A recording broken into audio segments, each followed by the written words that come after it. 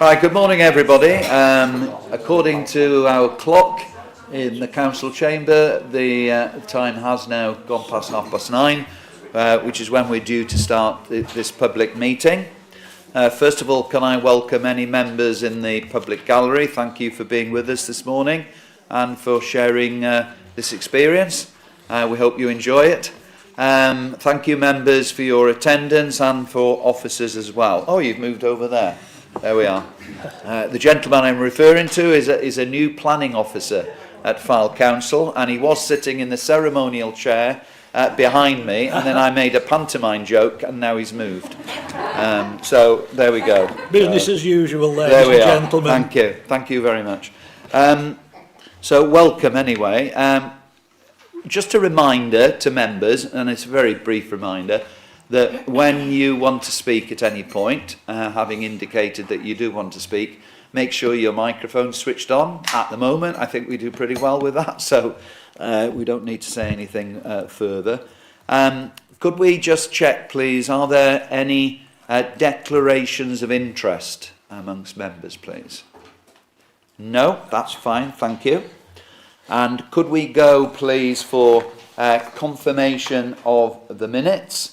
And this was for a meeting that was held on the 3rd of September. Can we all agree that that was a correct record? Can you put your hands up, please? Thank you. Unanimous. Thank you very much. And substitute members, could we confirm that there are or there are not any substitute members? Thank you. Thank you, Chairman. No, we've had no substitutes. I have received apologies from Councillor Farrington, though. All right, thank you very much. So one apology, no substitute members.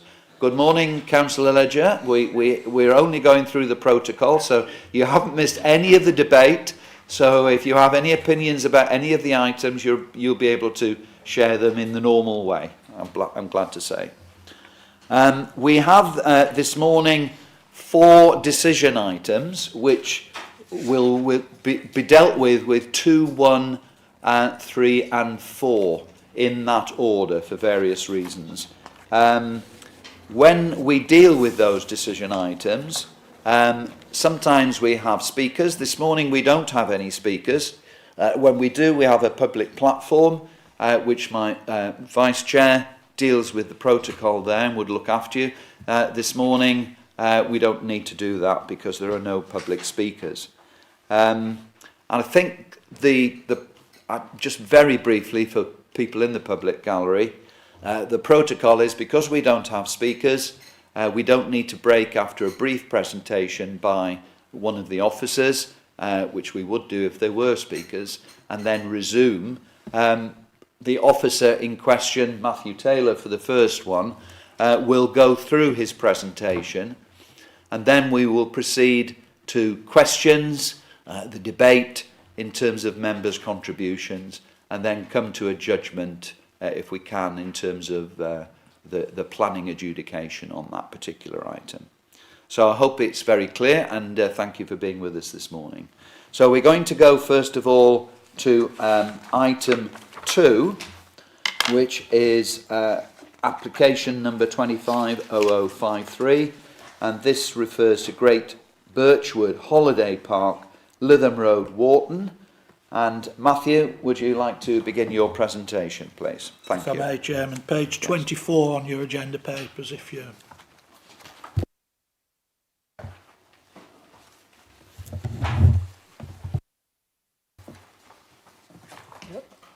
That should be working.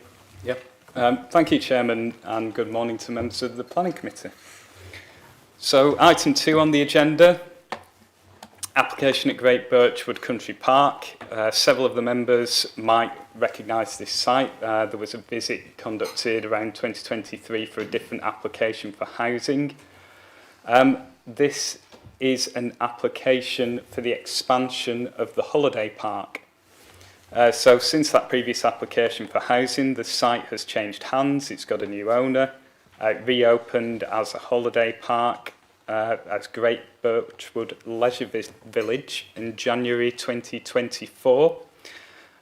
Some new caravans have been brought onto the northern part of the site as a result of this, and this application is to extend that site with a further 26 static caravans within this area in the southeast corner, edged red, using the existing access off Lytham Road. Could I just stop you for a moment? Can I just check that the screen is working properly for people in the public gallery? Sometimes we have problems. You've got a clear view of that screen. Thank you. Sorry about that. Thank you. Pointer option.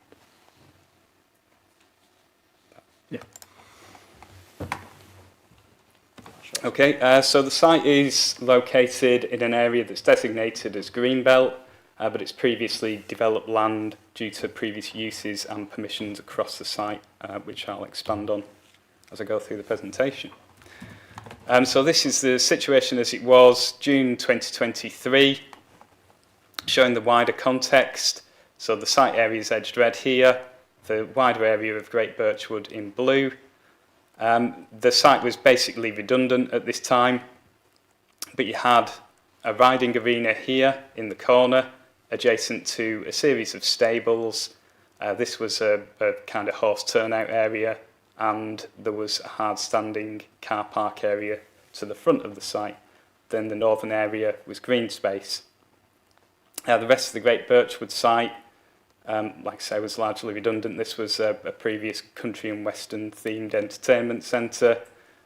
There's a gun club up here in the northern area that sits in land that's on different ownership, but within Great Birchwood. And then the surrounding areas, you've got the golf driving range here to the west, a collection of buildings associated with what's currently a vacant quail farm here to the south, an industrial unit that's occupied by a company called Maincoat here, and then surrounding fields forming this semicircular area around. So this is Lodge Lane, which then turns into West End Lane as you get up here to the north and then emerges out onto Lytham Road here. So in terms of the site now, so this is the latest aerial photograph, August 2025. You can see that the caravans have been brought onto the northern part of the site, and there's a previous planning permission in 2009 that provides for caravans within this area. So you've got a collection of touring caravans, static caravans. You can see that the existing or the pre-existing equestrian buildings have now been demolished on this part of the site. This is used as the site offices, and then you've got these areas of green space running through here. This is an earth bund that ranges between around 1 metre to 2.5 metres in height in this C shape along the site perimeter. Again, you've got the poultry farm buildings to the south and Maincoat, and the main access off Lytham Road. There's also this belt of tree planting here, relatively mature tree planting, that I'll refer to later in the presentation. So this is the access. There's this dedicated right-hand turn lane into the site with this wide priority junction onto Lytham Road. So that would be retained as the access for this development.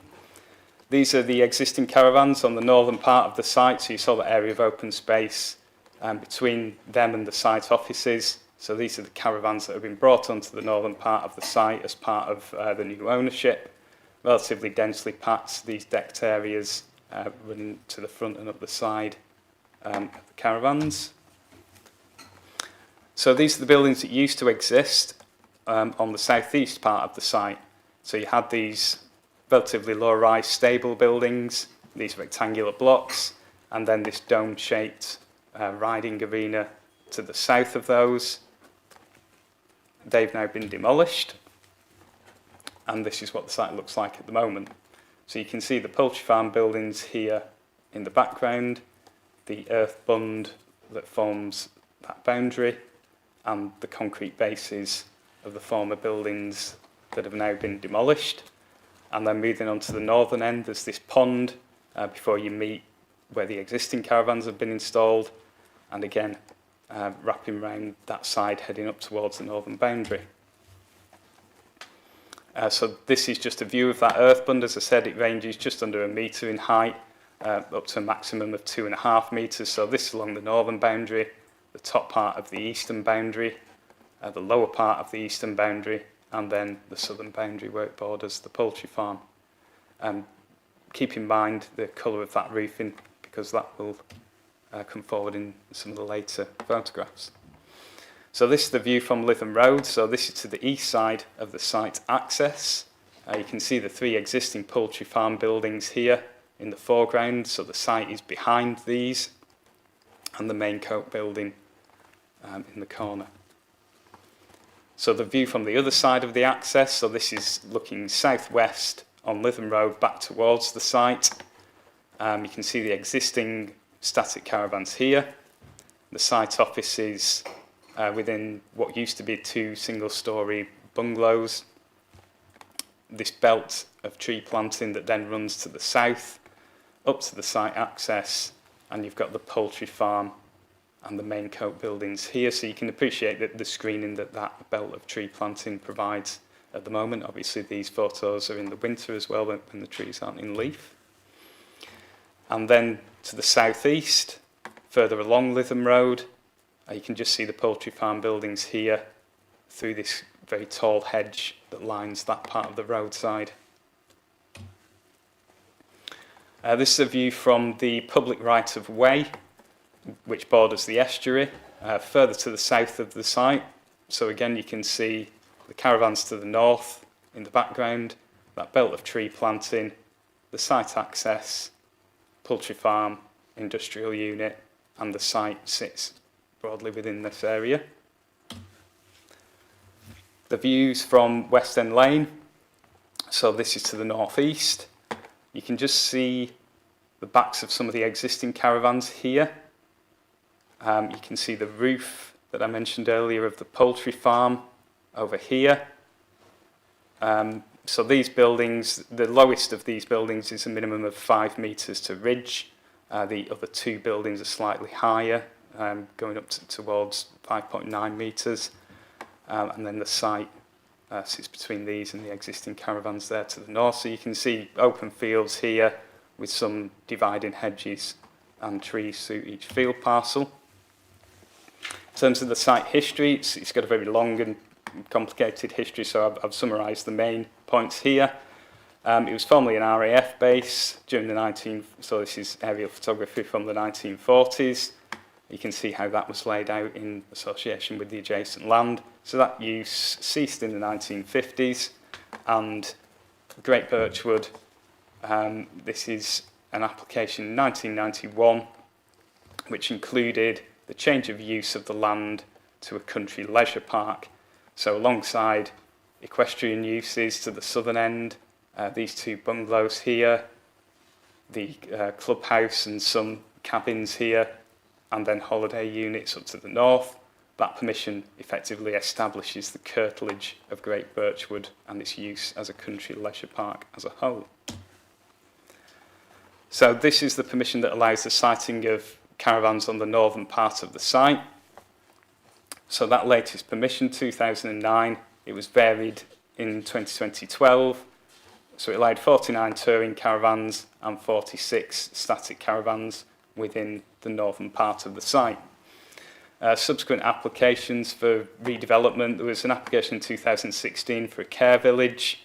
That permission expired without progressing to reserve matters. There was then an application for housing in 2021, which was withdrawn. Eventually, after it was referred through committee, it was withdrawn and the site changed hands. There was also an application to relocate the gun club alongside the poultry farm buildings in this area of the site, but again, that hasn't progressed. So the main issue in this case is the impact on the greenbelt, because it's designated for that purpose within the plan. So the framework has been updated December 2024 to allow more flexibility in terms of what can happen in the greenbelt, particularly in areas that are previously developed land. So I've just included the direct citation here from paragraph 154.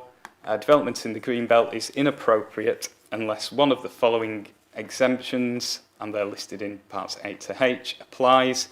So it's subsection G that we're looking at in this case. So that allows limited infilling or the partial or complete redevelopment of previously developed land, whether redundant or in continuing use, which would not cause substantial harm to the openness of the greenbelt. So there's two principal tests coming out of that. The first test is that to benefit from this exemption, it must be previously developed land. And the second test is that it mustn't cause substantial harm to the openness of the greenbelt. So there's no definition of substantial harm in the framework or the planning practice guidance. So there's no kind of measure as to when substantial harm is likely to occur. What I've included here is the typical weighting of factors that you apply in the planning balance, just to indicate where substantial sits on that scale. So you start off with thinking about weighting, you start off with no weight, limited weight, moderate weight, significant weight, and substantial weight. So applying that same principle to determining levels of harm, you can see that substantial is the most severe in that scale. So that's one way to think about when substantial harm is likely to occur. The other question is then, what does openness mean in greenbelt terms? Openness is a three-dimensional concept which effectively denotes an absence of buildings and development. And the planning practice guidance clarifies that openness has both spatial and visual aspects. So the visual aspect is related to the visual impact of the development, and the spatial impact is related to its volume. So as a consequence of that, if the proposal passes these two tests, then it's not inappropriate development in the greenbelt. If it failed these two tests, then it would be inappropriate development and could only be approved in very special circumstances. So in terms of the first test, this is the definition of previously developed land in the framework. I've highlighted the main facets of this that are important to this scheme. So is or was occupied by a permanent structure and any fixed surface infrastructure associated with it, including the curtilage of the developed land. So that's important in this case because we previously had these equestrian buildings on this part of the site. They've been demolished, but they were occupied by a permanent structure and fixed surface infrastructure. The definition of previously developed land also excludes land that was previously developed but where the remains of the permanent structure or fixed surface structure have blended into the landscape. So in this case, they haven't blended into the landscape. You can see from the earlier photographs that the concrete bases of those buildings were still clearly visible on the site. We also know that this land falls within the curtilage, the wider curtilage of Great Birchwood Country Park, because of that 1991 permission that, amongst other things, allowed the change of use of the land for that purpose. So on that basis, the site is previously developed land as a whole. So the first test is satisfied. In terms of the second test, members may ask the question, what's the difference between substantial harm and less than substantial harm? I've included this slide because this is what the initial proposal involved. So initially when the application was submitted, it was for 52 caravans, quite tightly grouped, similar to what you see on the northern part of the site. Very kind of linear layout, quite densely packed, limited landscaping to the fringes. So in our view, this was substantial harm to greenbelt openness, particularly given the open character of the existing site as it stands at the moment. So the scheme has changed as a result of that. So the number of caravans has been reduced by 50%, so it's down to 26 instead of 52. The density and layout's far less intensive. They've been removed from this area to create this buffer with the on-site pond, and then landscape buffers have been introduced to the perimeter. So if members keep that in mind, the next slide shows what it is now. So this is what we have now. So all these caravans have been removed from this area.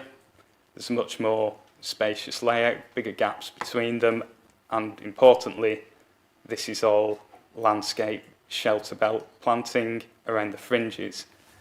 So really the principle of this is to contain all the development, the caravans and the roads within this central core, and then to introduce landscaping around the fringes of it to screen it from all those vantage points that I mentioned in the earlier slides. This is the earth bund that runs, as I said, in this C shape around the edge. The internal planting within the site runs further to the west over here. You've got those poultry farm buildings and the industrial unit to the south that shield views from Lytham Road. So the site is quite well contained by existing landscape features, and that would be further mitigated by this landscape buffer planting around the perimeter. So because of all of those factors, the harm to the visual dimension of openness is considered to be limited due to a combination of existing screening and the proposed mitigation that's introduced by this new landscaping. In terms of the spatial dimension, because we're dealing with a site that is essentially open at the moment, so those previous equestrian buildings have been demolished, only the floor slabs are still visible. The only vertical element of development is the existing earth bund. So these are the elevations for the caravans, and I mentioned earlier the height of the quail farm buildings. So this is 4 metres from the bottom of the wheelbase up to the top of the ridge of the units, and 2.9 metres to the eaves. So these would be screened quite extensively by those buildings, those taller buildings in the foreground to the south. The collective volume of the caravans is just over 7,000 cubic metres, but that's a full net gain figure because there's no existing building volume to trade that off with. But the severity of the harm, the level of harm to the green belt is reduced by the single-storey height of these buildings, not buildings, but caravans. They will sit quite low in the landscape. The eaves are very low, the ridges are very shallow and not particularly tall to the eaves. So in those very distant vantage points, you'll have the screening provided by the landscaping, both existing and proposed. The density has a lower layout, so there's a low density layout where open spaces and woodland are the prevailing features. So the concept is really to contain these caravans within this woodland setting. In addition to that perimeter planting, you can see there's hedge planting and tree planting amongst the caravans. So the caravans themselves cover just under 13% of the total site area, and the rest is given over to open space and landscaping. So on that basis, the conclusion is that the harm to the spatial dimension of openness is significant, relevant relative to the current situation where the land's presently open, but below the level where it's substantial. So this is really a summary of what's been discussed here. So the starting point is that the Great Birchwood site as a whole is previously developed land. So that test is met by virtue of the legacy of built development and the curtilage that's been established by previous permissions. So the main issue here in determining the application is whether it would cause substantial harm to the openness of the green belt. So the main sources of harm arise from the fact that it's currently devoid of any development. There are no buildings on this site because the previous equestrian buildings have been demolished. So the volume of the caravans, the added bulk and massing that's created by them, and the spread of development across the site that's currently open has to erode the openness of the green belt. It has to reduce openness in both visual and spatial terms. The question then is whether that level of harm has reached the threshold of substantial. Our view is that the mitigation that's proposed by virtue of the site's containment by existing buildings that surround it, the on-site bund and the existing landscaping, in combination with the extensive shelter belt planting to the periphery of the site, the reduced number, limited coverage, low density layout and the modest scale and height means that the impact on greenbelt openness, the totality of the harm is less than substantial. It's worth noting that although there's no definition of substantial harm in the framework or the PPG, the term presupposes some harm to openness is acceptable as long as it doesn't rise above that level of substantial, and I mentioned that different weighting earlier in the presentation. So as a result of that, the development satisfies the exception in paragraph 145G and so is not inappropriate development in the greenbelt, and no very special circumstances are required to allow it. Just a note on a couple of other matters. In terms of highways, as I mentioned, the existing priority junction with this right turn lane is to be retained and reused. There's off-site highway improvement works requested by LCC, so a pedestrian refuge within the middle of this island here, and then extensions of the footways across that, principally to allow access to the southbound bus stop. The bus stops themselves are to be upgraded to quality standard, including shelters, seating and raised boarding curbs where they don't already exist, and then the provision of tactile paving over some junctions that exist on the north side of Lytham Road between Lodge Lane and West End Lane. Low levels of trip generation, so for 26 caravans, the TRIX database gives a figure of 48 daily two-way vehicle trips and 5 during the morning and evening peaks. There's parking, there's 2 parking spaces for 20 of the units and 1 space for the smallest of 6 units. All the units are 2-bed in size, and the nature of the use for holiday accommodation means that more trips are likely by a single vehicle. So there's no objections from the Highway Authority in terms of access, safety, capacity or parking, subject to conditions that secure these off-site highway improvements.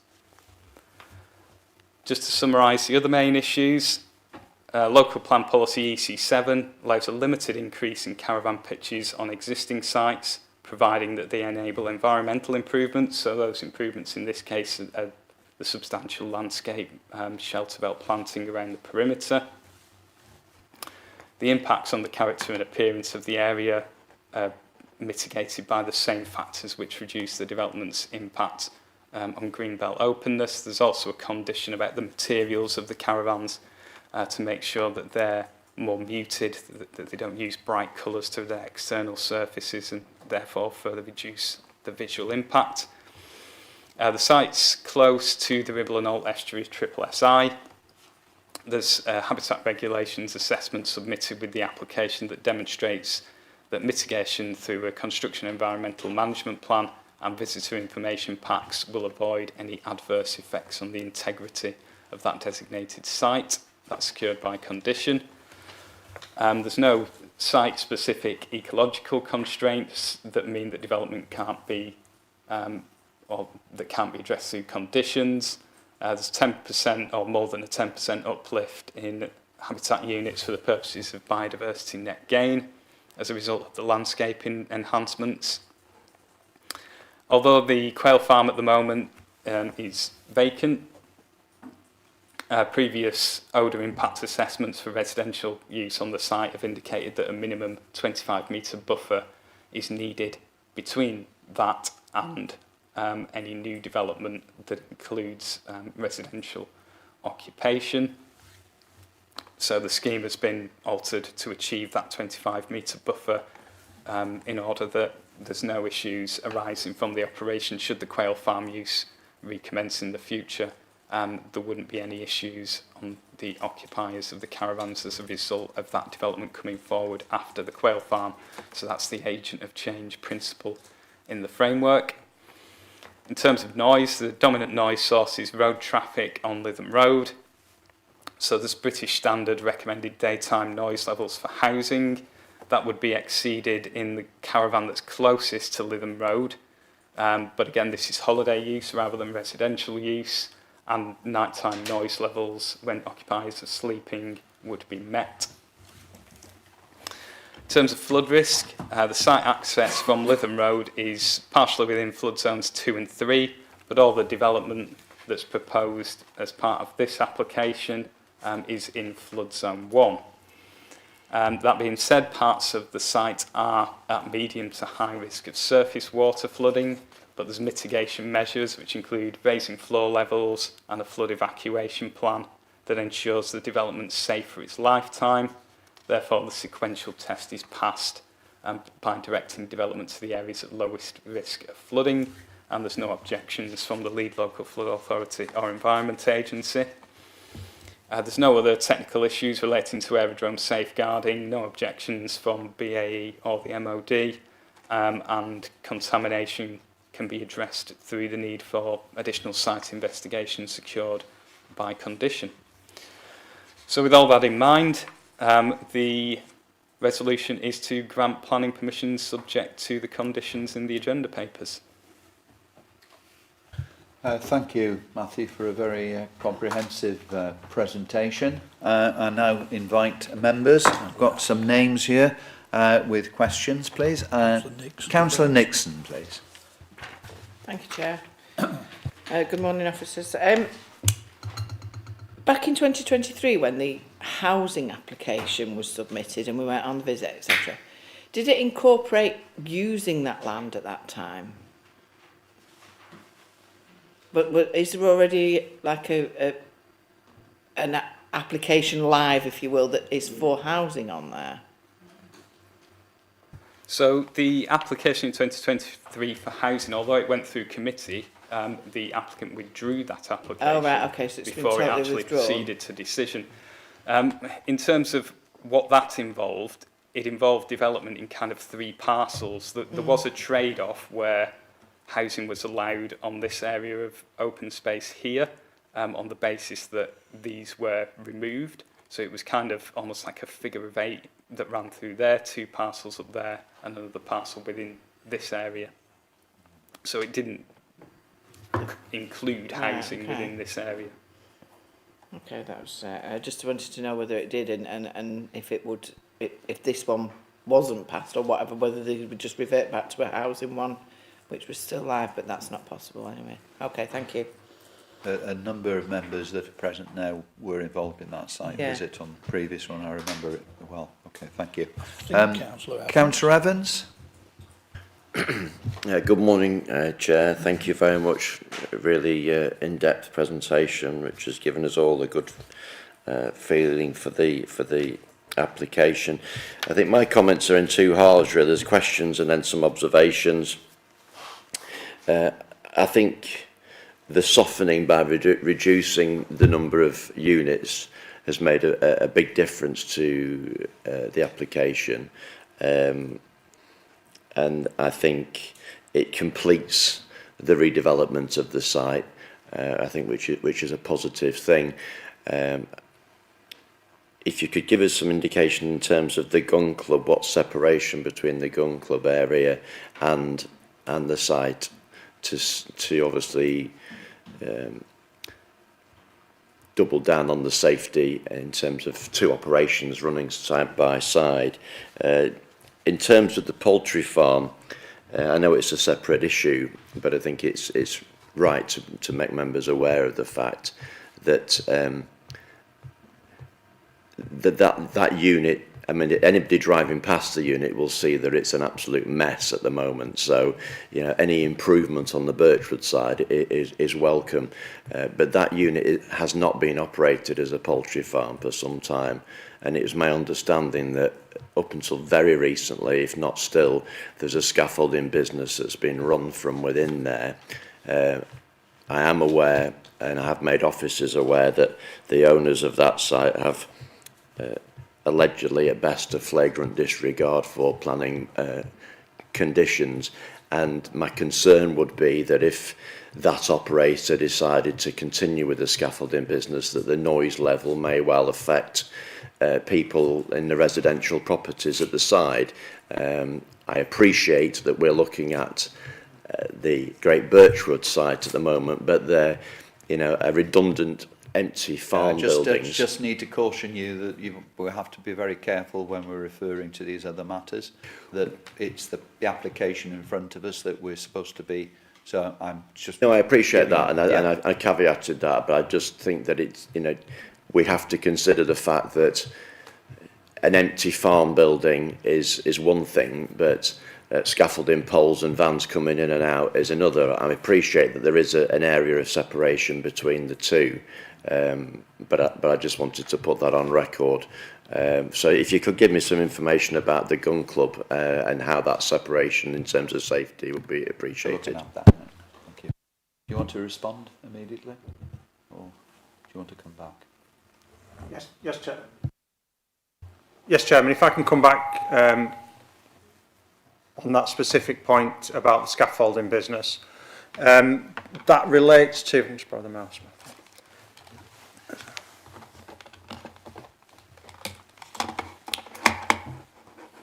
Councillor Evans's point relates to these three buildings here, which have been used without planning permission over the past 12 months or so by a scaffolding business. It's actually part of this central building that they've been using. That use is unauthorised, and that use has ceased. I was at that site a couple of weeks ago. There is no evidence of any scaffolding operations at that site, and there is now a timber fence that runs along this boundary and down this boundary, sort of a 2.5 metre tall close-boarded timber fence that provides a visual and presumably some acoustic benefits should a lawful activity recommence on the buildings within this site. If that helps on that point.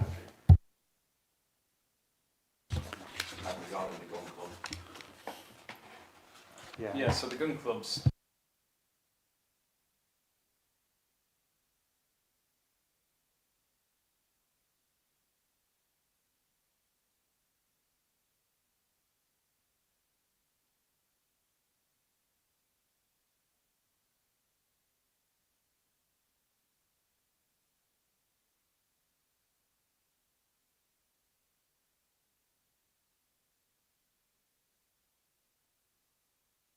I understand it from dealing with previous applications, the gun club is quite rarely used in terms of the number of meetings that they have, and they use this internal access. But again, because of this buffer of the existing caravans that you've got between this site and the separation between them, it shouldn't cause an issue that's going to create a nuisance for the future occupiers. Okay, thank you very much. Come in and perhaps put Councillor Evans' mind to rest slightly on the matter of the gun club. I don't know about this specific gun club, but generally gun clubs are highly regulated to the extent that the direction in which you point the gun has to be away from any buildings, etc. So I'm quite sure that there would be no perceivable danger from that. I'm sure that would have been covered otherwise. Yeah, but it is an understandable concern. It is a very good question. It's a question that most people will want to ask and hear the answer to, so thank you for that. Councillor Goodman, please. Thank you. Thank you, Chair. I have two questions, one regarding flooding, one regarding noise, and I'm hoping I've not missed something in the write-up or in your report and presentation. Is there a toilet shower block on site? I know I didn't hear any mention of that. To my knowledge, I haven't seen one. I haven't seen a communal one. My impression is that each of the caravans has their own facilities. I did wonder that. And secondly, the clubhouse, is that still in operation with regard to maybe entertainment and or food provided? I'm just thinking of maybe extra noise. No, the clubhouse building is no longer exists. So that's also been demolished. So that was in this area up here. Yes, Obviously, yeah. I've focused on this part and the equestrian buildings, but the clubhouse has also been demolished, so it is purely a caravan site. So there's no potential there for folk to gather for any sort of entertainment? No, there's no applications for a new building No, or no, anything that's like fine. that. It's just been lost. Thank you for that, that's helpful. Thank you.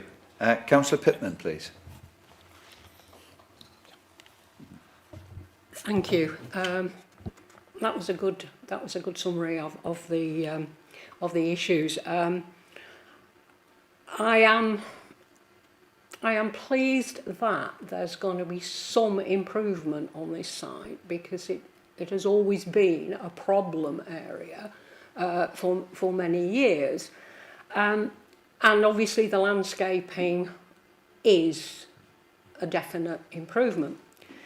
What does worry me is that, yes, we're on significant impact. That's what you've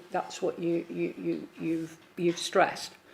And I am aware that the applicant wanted more caravans.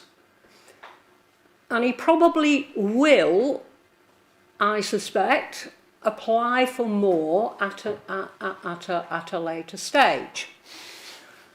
And that does worry me, because if this is Greenbelt, when does Greenbelt give any protection whatsoever?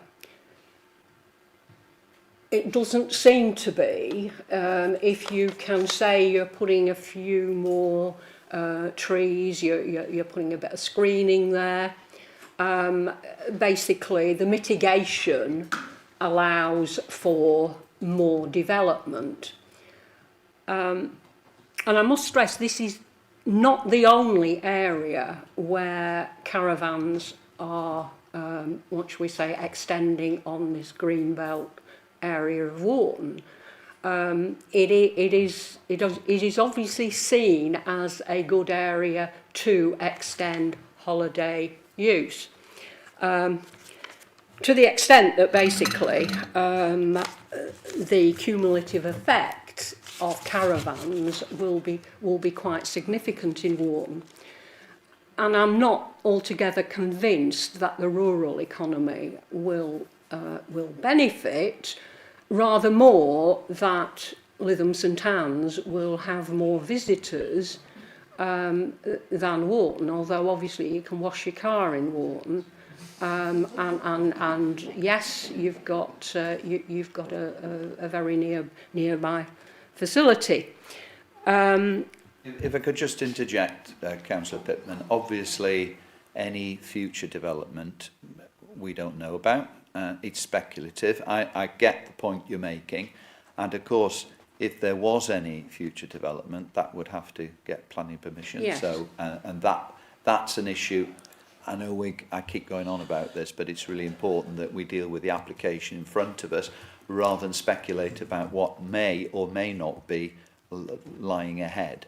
But, you know, I take the points you make, but I think in terms of this particular planning application, we look at the application as it stands. But we do live in the real world, Yes. and we do know that these are commercial ventures, and basically the return Of course.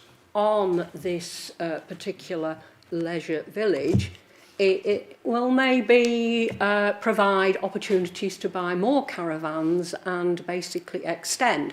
And that has happened on another caravan site not very far away, that it has that there have been, what should we say, unauthorised extensions, and it is a worry that basically Warton, it will be a sort of dormitory zone for visitors to Lytham St Anne's.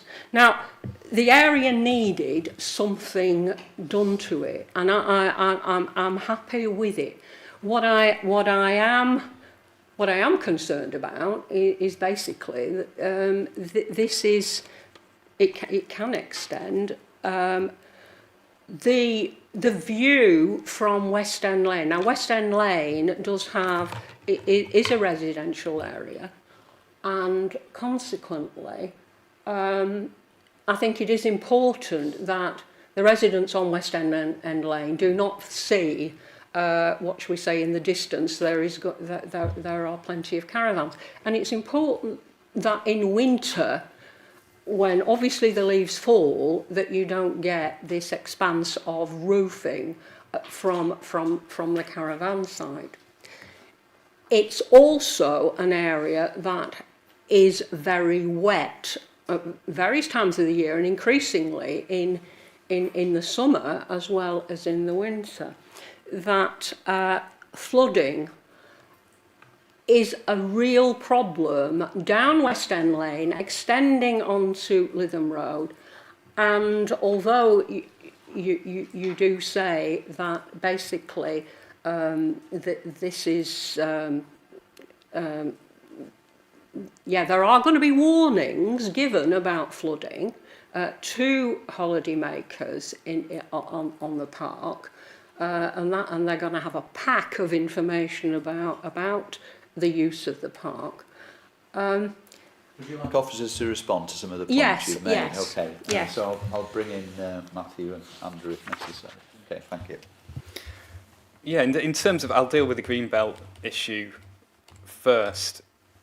What I would say about this area of the site is quite unique in the sense that it is shielded, particularly from Lytham Road, by these existing buildings in the foreground in a way that, for example, parts like this or parts like this aren't. So we need to deal with each application on its own merits, but the issue of significant rather than substantial harm is really related to quite a large degree to how this particular part of the site sits within that landscape that wouldn't necessarily be common in other areas if you were looking at expanding it here in the future. So in particular, you've got this bund around the edge that doesn't exist elsewhere on the site. You've got these buildings in the foreground, again, that aren't comparable for this area of the site. And then you've got the additional landscaping to screen it within that area, and quite a low number of caravans compared to what can be put on the northern part of the site, and this is much more built up. So it's really a combination of the mitigation that's proposed plus the quite unique position and landscape features that surround this particular part of the site. Obviously, if we've got applications on other areas that are open in the future that hadn't previously had buildings on them, we'd have to look at that separately if they're more exposed from the road.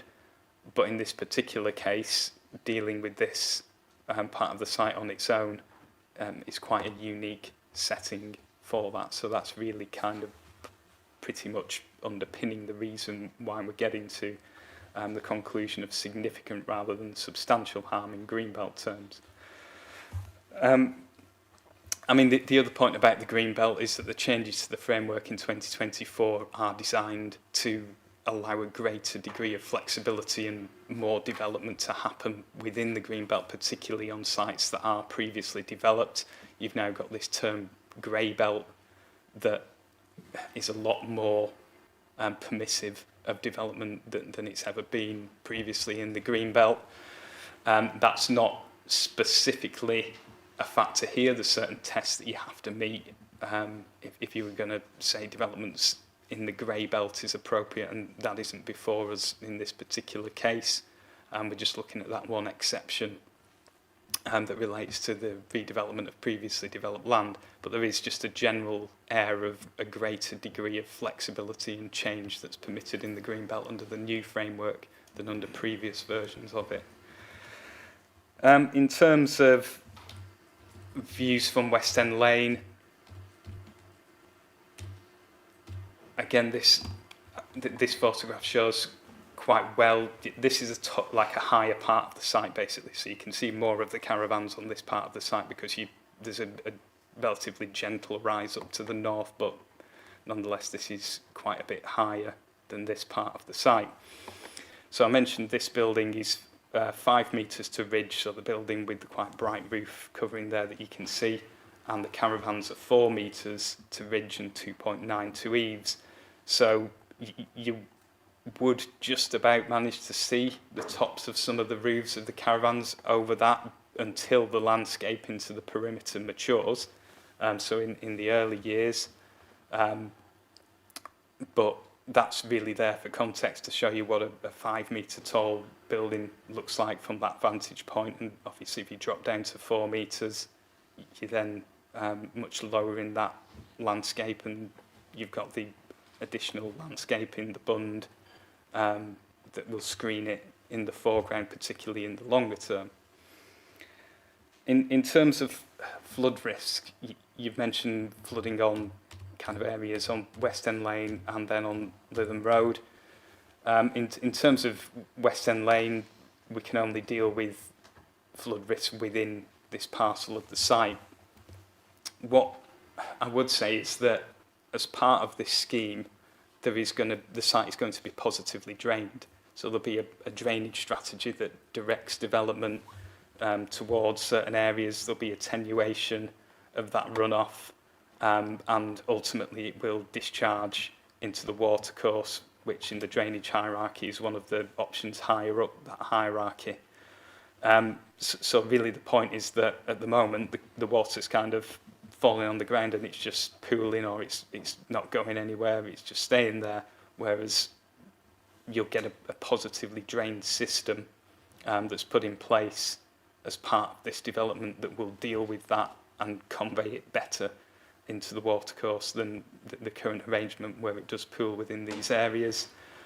The important thing is that the development is made safe from those elements of flood risk, and that's where raising the finished floor levels comes into play, the flood warning system and the evacuation plan, because there's parts of the site up here, like I say, that are on higher ground, where you would be able to take refuge in very extreme events, albeit that the actual flood zone itself is limited to the established access around Lytham Road, and the main risk there is a tidal and fluvial risk within the flood zone. Surface water is effectively, a lot of that relates to low points in the existing land where water's pooling. So really that's how flood risk is dealt with in this particular instance. Thank you. I'm pleased that the powers that be are aware of the flood risk. Unfortunately, the Environment Agency doesn't have a great record for dealing with flooding along Lytham Road, and consequently it does create a lot of hold-ups and traffic confusion as to where they go, because you're probably aware that Lytham Road, the alternatives to Lytham Road are basically up West End Lane, and that leads to a similar problem. So it is a significant area for flooding, and Great Birchwood would be affected by it. I've no doubt, you know, this construction plan or whatever, you know, will satisfy will satisfy people to begin the development. What I am concerned with are the wider effects, because this area is going to be more in use. Holiday parks can extend right the way through to November, December. It's going to. They are going to catch some of the problem. I would ask that the screening is very significant for West End Lane. I don't think it's appropriate to, whereas there are fields there to look out and see a mass of caravans, and I am anticipating that.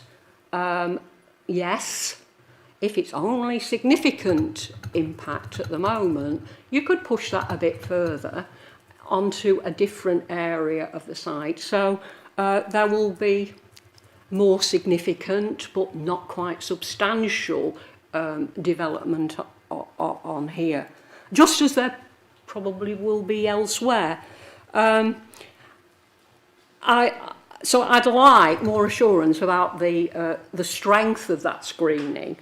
I know there are buildings there, you've mentioned those, and they're a very good buffer for what you can see. Let's address yes. that point about screening, and then Matthew can come back. Okay, thank you. Yeah, so I think there's kind of two elements to the screening. You've got what's being proposed as part of this application. You've got the kind of the harder engineered screening, if you like, of the bund, so that the height of that, like I say, varies between around about 1 metre at its lowest point on this eastern boundary and 2.5 metres. It's taller towards the south and towards the north. So in those views from West End Lane, the bund has planting upon it. There's kind of a lot of scrub, there's kind of brambles, there's occasional trees. There's then planting on the other side of the field. On the field side, there's a hedgerow that runs alongside there, and then there's some hedgerows and scattered trees within these parcels further along. So really, this is the intention, is that you're going to have, this is quite advanced planting, like extra heavy standard trees within this area surrounding the pond, and then this will be lower level to begin with and will mature over time. But it's really to try and contain all the buildings within that central area, and then all the areas on the periphery have this landscape, and it will take some time to mature. In combination with that, we're looking at the materials and getting, like I say, kind of duller materials, things that aren't as bright, so that they're not as obvious in the landscape as some of the existing caravans were in that earlier photograph. The other aspect of this is what you've got already at the moment, and in particular this row of trees down here in views from Lytham Road, which I touched on in the presentation here. So this is basically that belt of trees there, so you can see how effective that is. You know, there's 2 bungalows that would be taller than the caravans that are included in there, that are very difficult to see because of the filtering of the views that existing landscaping provides. Similarly with the poultry farm buildings. And then as you go further south onto the estuary over here, again, you can't begin to see those caravans until there's that break in that landscape belt of what's more mature tree planting. So it's a combination of things that exist at the moment and things that are proposed as part of the scheme. Again, that's the view from West End Lane with those taller buildings and how it sits behind. You've got this hedge here, you've got another hedge on the boundary in the next field. So it's really a combination of what exists now and what's proposed as part of that to screen those views. Okay, Councillor Pittman, can we move on? Yes, I would suggest that there are evergreens planted along, certainly also along Lytham Road, because there are these significant gaps become more important, and basically it is a patchy, it's patchy screening at the moment. It is really only going to be effective in summer, because it's not going to be effective in autumn. Yeah, I take the point that the only safeguard is that it is not substantial, but I am still unhappy with the direction of travel on this area. So I am unhappy about the very development on Greenbelt, because once you've lost it, you're not going to get it back again. Okay, and we note those concerns, but we also note the reference to, which is beyond our control, the relaxation of the MPPH, which has come directly from government, and we have to take that in terms of into account when we're making these judgments. But thank you for those points, and they'll be duly noted. Councillor Griffiths, please. Thank you, Chair. I'm glad to see that Birchwood is finally being rescued. It's been there all my lifetime, and this has been its main purpose, really. The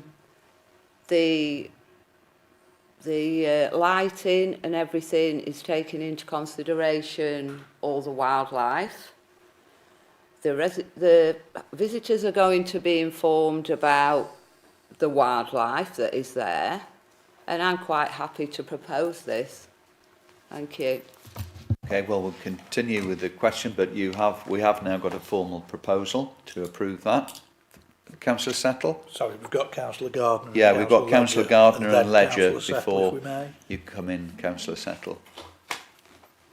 Councillor Gardner, please. Thank you, Chairman. I'm in agreement with Councillor Griffiths over this one. I think it's nice to see Great Birchwood finally potentially coming to life again.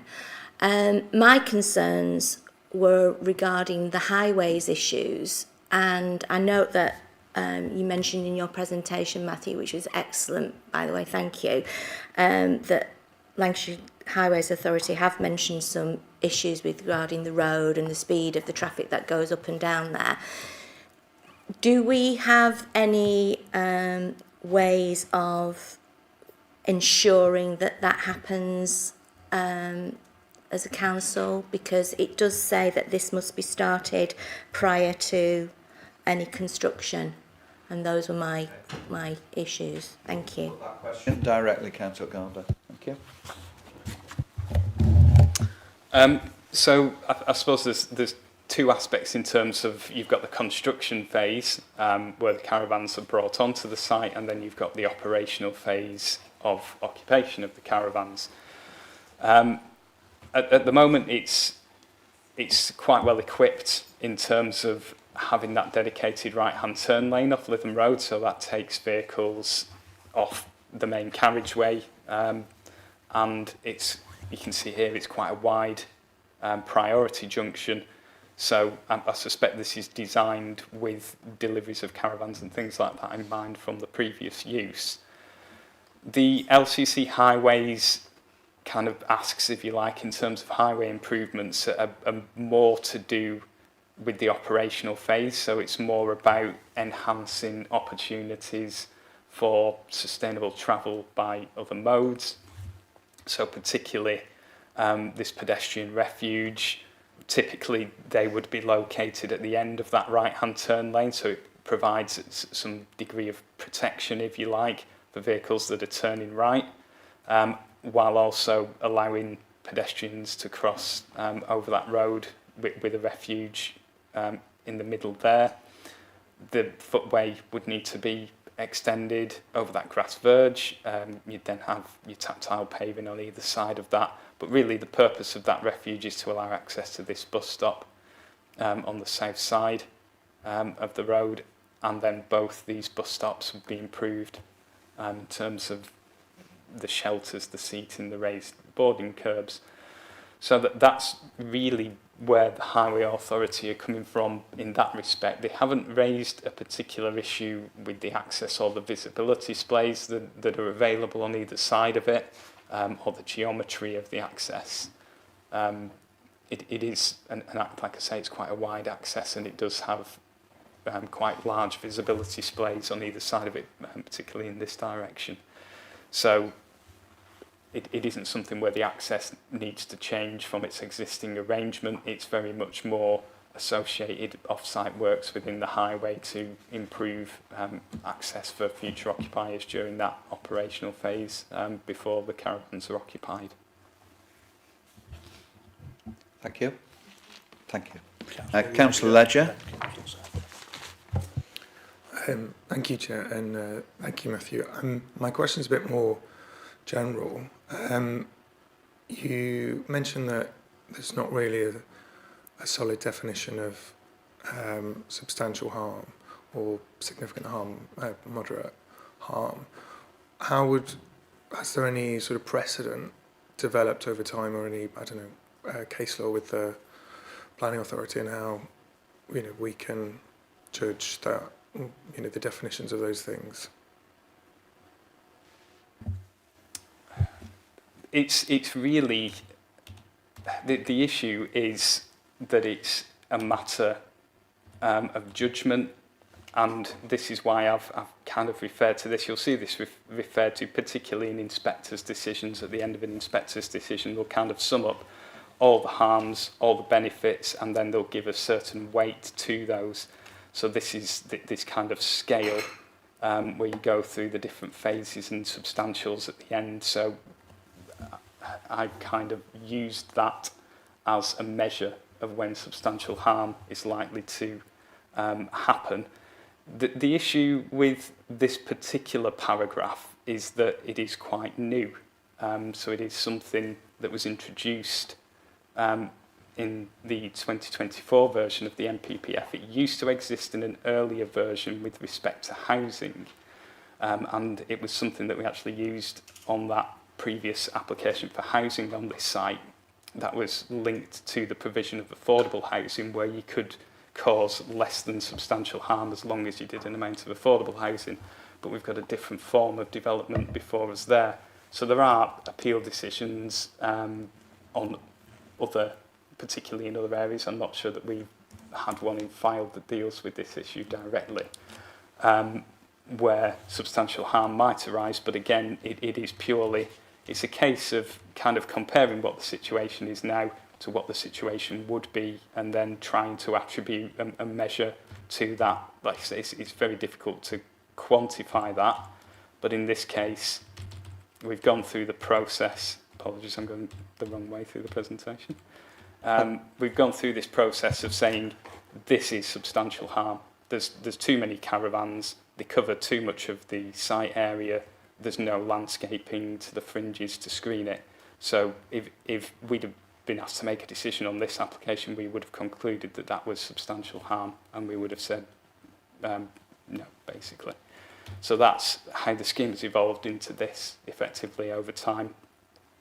That's really what we've looked at. So we've looked at the number of caravans, we've looked at the size of them, we've looked at how you're going to screen and shield the development with this landscaping, and the kind of elements in between the caravans as well, outside the caravans themselves. So it's not shown brilliantly on this kind of image at this scale, but there are hedges between each of these caravans, in amongst some other tree planting.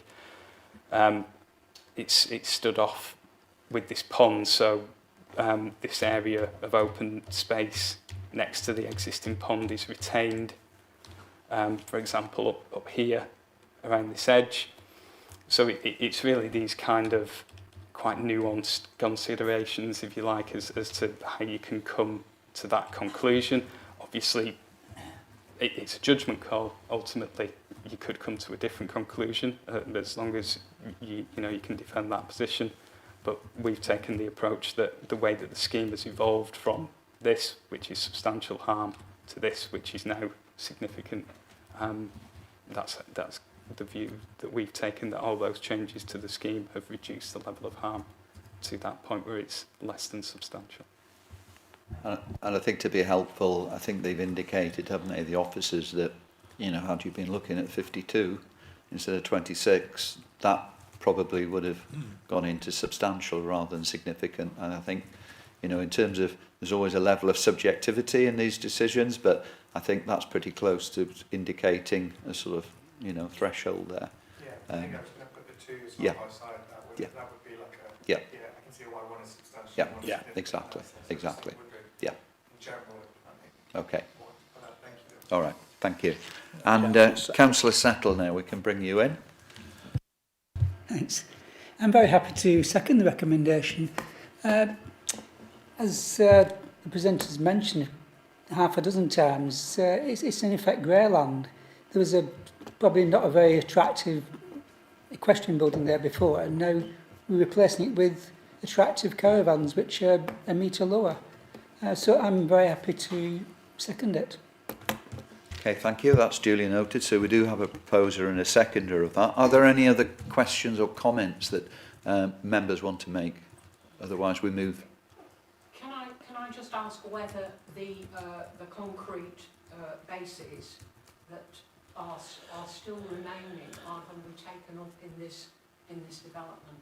Okay. Yes, there would be. There's kind of two real reasons for that. Firstly, the garden areas would cross over. So the base is a kind of around about this southern area of the site here. So you've got a combination of, this is a kind of grasscrete access track. There's then these soft landscape garden areas, and these are like gravel parking areas with the decking. So yes, they will have to come up to a light for that. All right, members, I think we're in a position now to move to the vote. It's been proposed by Councillor Griffiths and seconded by Councillor Settled. All those in favour, please indicate. Appears to be unanimous, Chairman. I'm not even going to ask the question because everybody's voted for that. So that is now moved for approval. Thank you, members. If we can maybe just have a quick 5-minute break before we go on to item 1, which is page 5 of your report, and then we'll return for that. Thank you. Just to point out to members, there is a late observation on this. It's a fairly straightforward change. I think it just corrects the incorrect use of the term dwelling, replaces that with extended building, but it is there. Thank you. And we're dealing with item 1. Location, Reliant TV Limited, Granary Buildings, Mithup Road, Wheaton with Prees, Blackpool. So on page 5, as I say, of your report. Councillor Evans is just Okay. We'll wait for Councillor Evans to rejoin us from the loo. Shake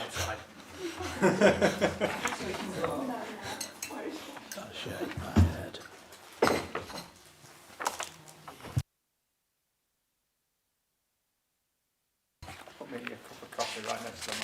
I make that point because there's a point of protocol that if somebody's out of the room while the debate starts, rather than going through the protocol, which I don't have to do now, it does mean that, yep, we have waited.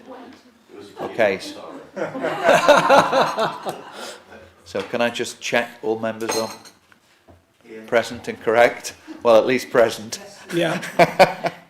Okay, thank you for that. Okay, Andrew, over to you. Yeah, thank you, Chairman. Morning, everyone. This application relates to a site occupied by a business called Reliant TV.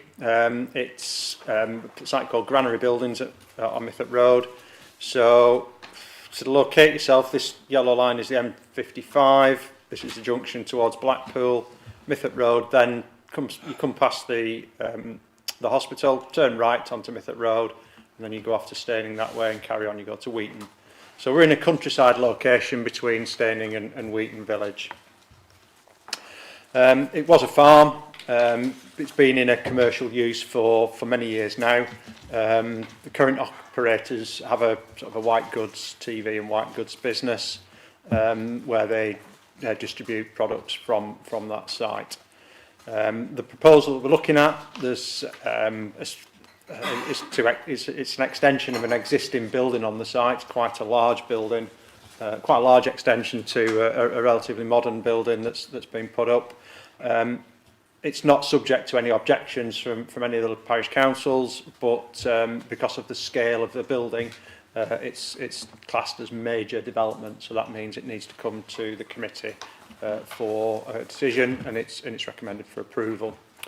So just looking at the site in a little more detail, this is Mithup Road coming from east to west, Chain Lane Junction, if you know that area, off to Staining in that direction. So you come past that from sort of the M55 Blackpool direction, and you've got the site here. Perhaps similar to the site that Matthew's just explained, whilst this looks quite a large area, the elements that you actually see are relatively limited. You've got what was the farmhouse here, and sort of brick barns, and then you've got what were agricultural buildings and have now been converted into the storage use. This is a newer building, and it's this building that's being extended. Views from the road, you've got trees here, trees here.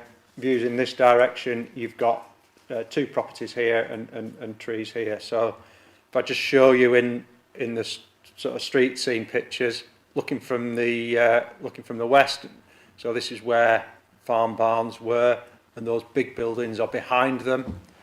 Looking at the other way, these are two other properties. You can just see the roof of one of the front buildings. The building that's being extended is behind that, behind this tree screen. So looking at the site plans, again, we're talking about, this is the same image, we're talking about this building, but the extension that we're looking at it is doubling the size of it going backwards and then adding an element to it onto the side. So it is quite a substantial building, but it is tucked into that area behind the frontage development where visual impacts are relatively modest. It's a big building. As extended, it was 70 metres long by 60 metres wide, and the ridge height will be at 8 metres. So it's not super tall in the same way that perhaps other storage buildings that have been approved recently are super tall. But this is it's obviously it's relatively extensive in its footprint, and it's got a typical modern industrial building construction with steel frame and cladding. So these are some taken at dusk shots of the existing buildings, so you can see the sort of thing that we're talking about in terms of the scale. You've obviously got some pallets there to help with the scale of the buildings. So it's it looks like what it is. It looks like a former farm site that's got some storage buildings on it and operates as such. So this is wrong, isn't it? Because I've said here that it's in the countryside. It's not in the countryside. It's allocated for employment uses in the local plan. So that's, if it was in the countryside, there would be a policy support for it in terms of existing buildings who extend. Because it's in the employment allocation, there's an automatic policy support because what they're looking to do is an employment use. So I must have been dreaming when I put this slide together. In terms of the employment use, there is always a requirement for visual impact to be considered, and from the points I've raised there and the images, you know, hopefully you can see that the visual impact of this development, whilst substantial in scale and a major in planning terms, it's not one that's going to have any particular harmful impact on the landscape. So it's not visible from Mythock Road. There's also a proposal which perhaps I could have mentioned earlier, which is there's going to be some cut and fill.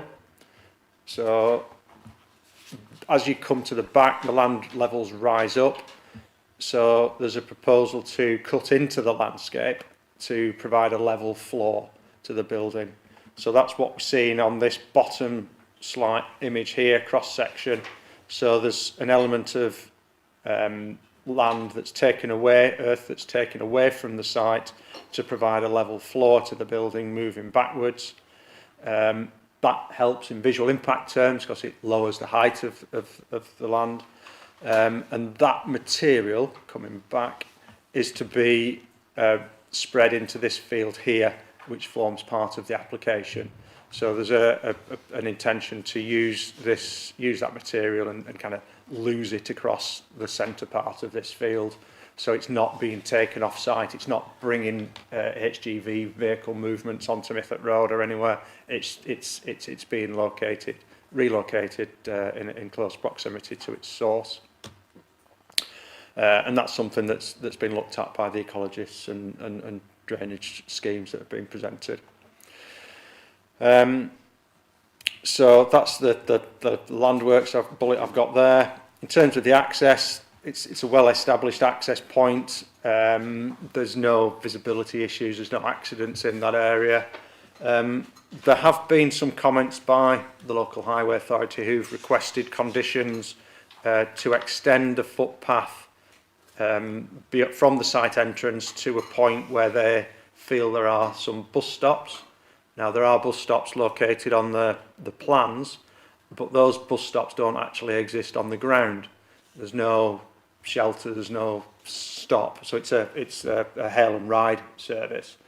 So whilst you can't get to the actual point where the bus stop is located on the plan, you can get to about 20 metres short of it from the existing footpath. So feel that sort of requiring the additional work, and hopefully I can show you that here. So you can see you've got these two triangles which are where the bus stops are to be, which are here. So one's here, the bottom one, and then the other one's where this access point is here. They don't exist, so the footpath comes to this point, which is where that red car is. So if you were to be a staff member looking to access the bus to go to or from work, you would just go to this access point here and this access point here where you can cross and flag the bus down, rather than extending the footpath to where this red car's moved to on Street View. So I feel that that's not something that it would be appropriate to impose as a condition, notwithstanding the request from the Highway Authority in this case. It's a very different scenario to the last application where you've got a lot of visitors coming to the site who are wanting to, we would want to make use of public transport. Here you've got a number of employees, but there is reasonable access to public transport to support their needs. So having made that point, there's no sort of major issues I really wanted to draw your attention to, other than the unfortunate change to the condition that's necessary to remove the reference to dwellings in the condition. So it's not just the slides I got wrong, it was the condition I got wrong as well. But hopefully that's a relatively straightforward one, and the recommendation is to grant planning permission subject to that change. Away with that one, Andrew. Thank you. And we've already referred to the late obs, which you've got on page 1 there, in terms of this particular application. So it's fairly clear what it's saying there. Do we have some questions, please? Councillor Nixon, thank you. Hi.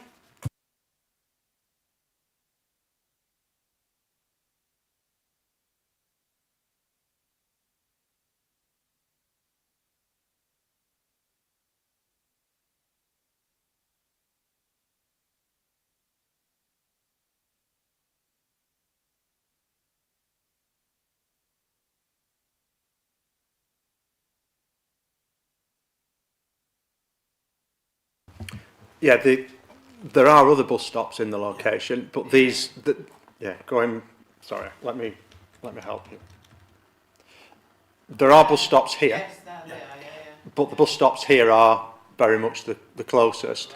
And given that there is a footpath from this access point along the front of here, along the front of these cottages, to the point where that access is here, that would allow for good access to the bus stop by those. I mean, in terms of extending a footway along this section it would involve taking out all the hedge, taking out the verge, and I don't think that would be something that, from a landscaping perspective, that we would necessarily want to see. You've got this verge here that would then be removed to provide the footpath for another 80 metres or what have you, beyond where the Google Maps image is taken to get to those bus shelters. Yeah, I've got no issues with the actual plan application.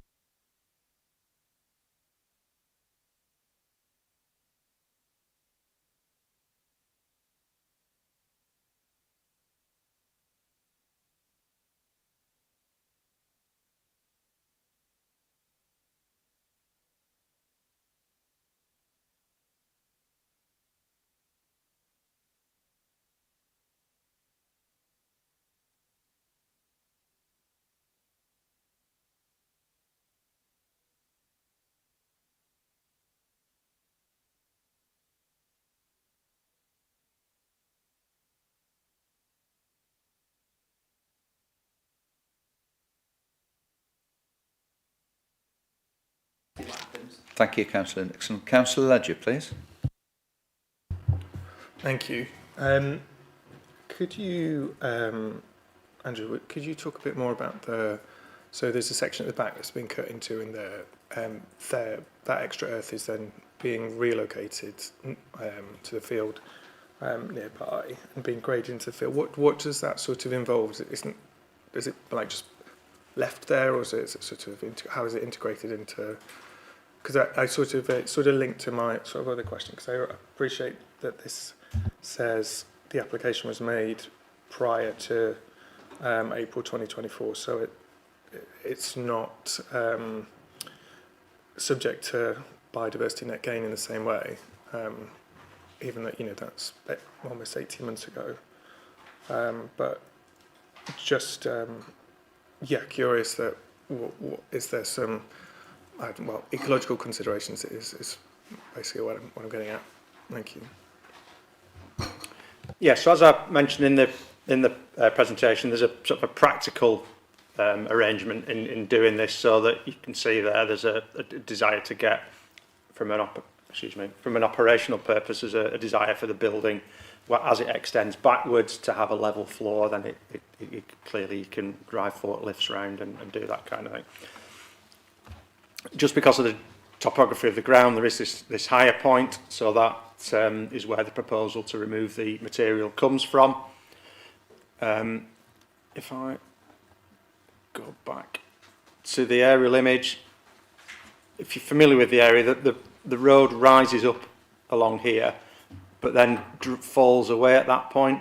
So there is this area here that is slightly at a lower point, and that's why I think the vegetation's changed in that location. So that's highlighting visually the lower point of that field.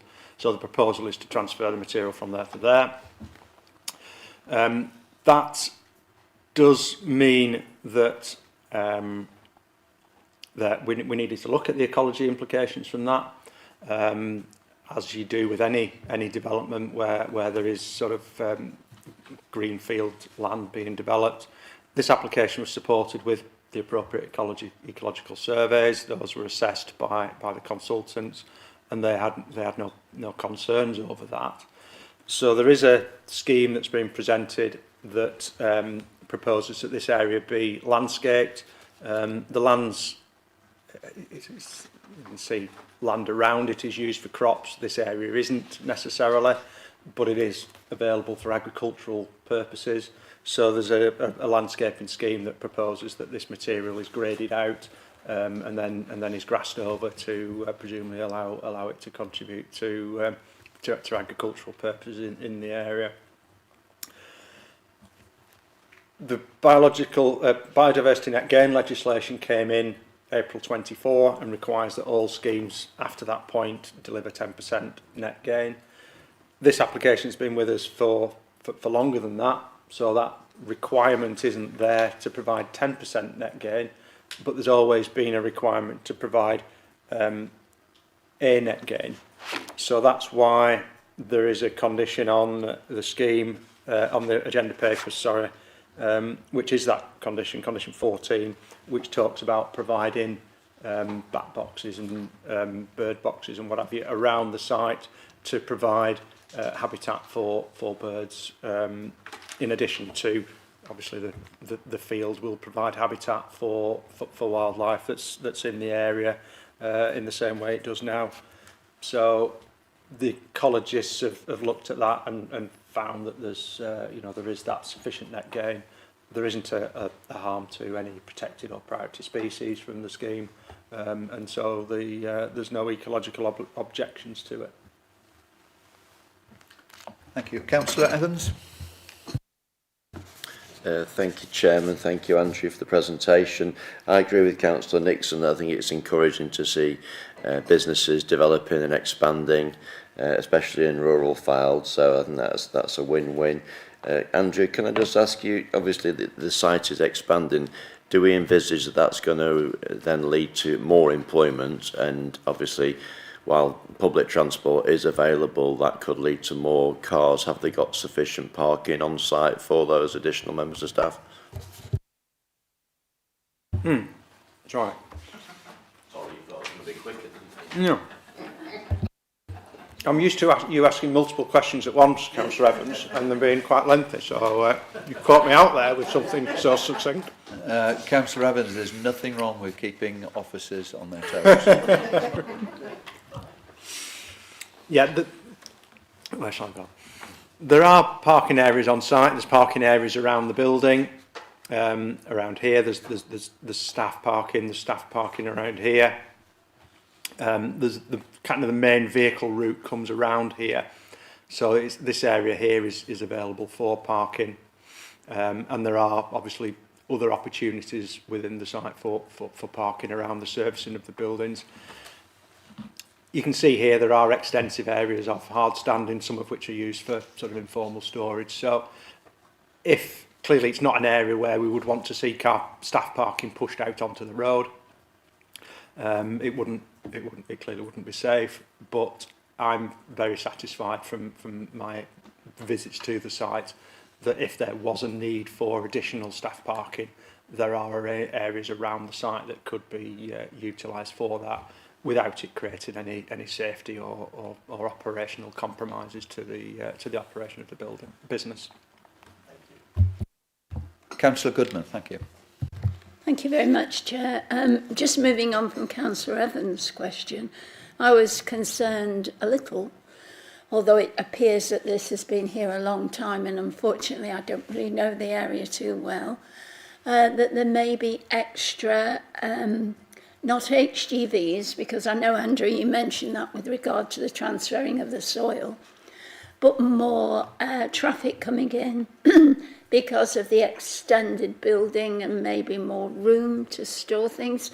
This is a little speculative, and I know we're not supposed to do that, but I just wondered if there were more staff cars, might there be more transport around the area?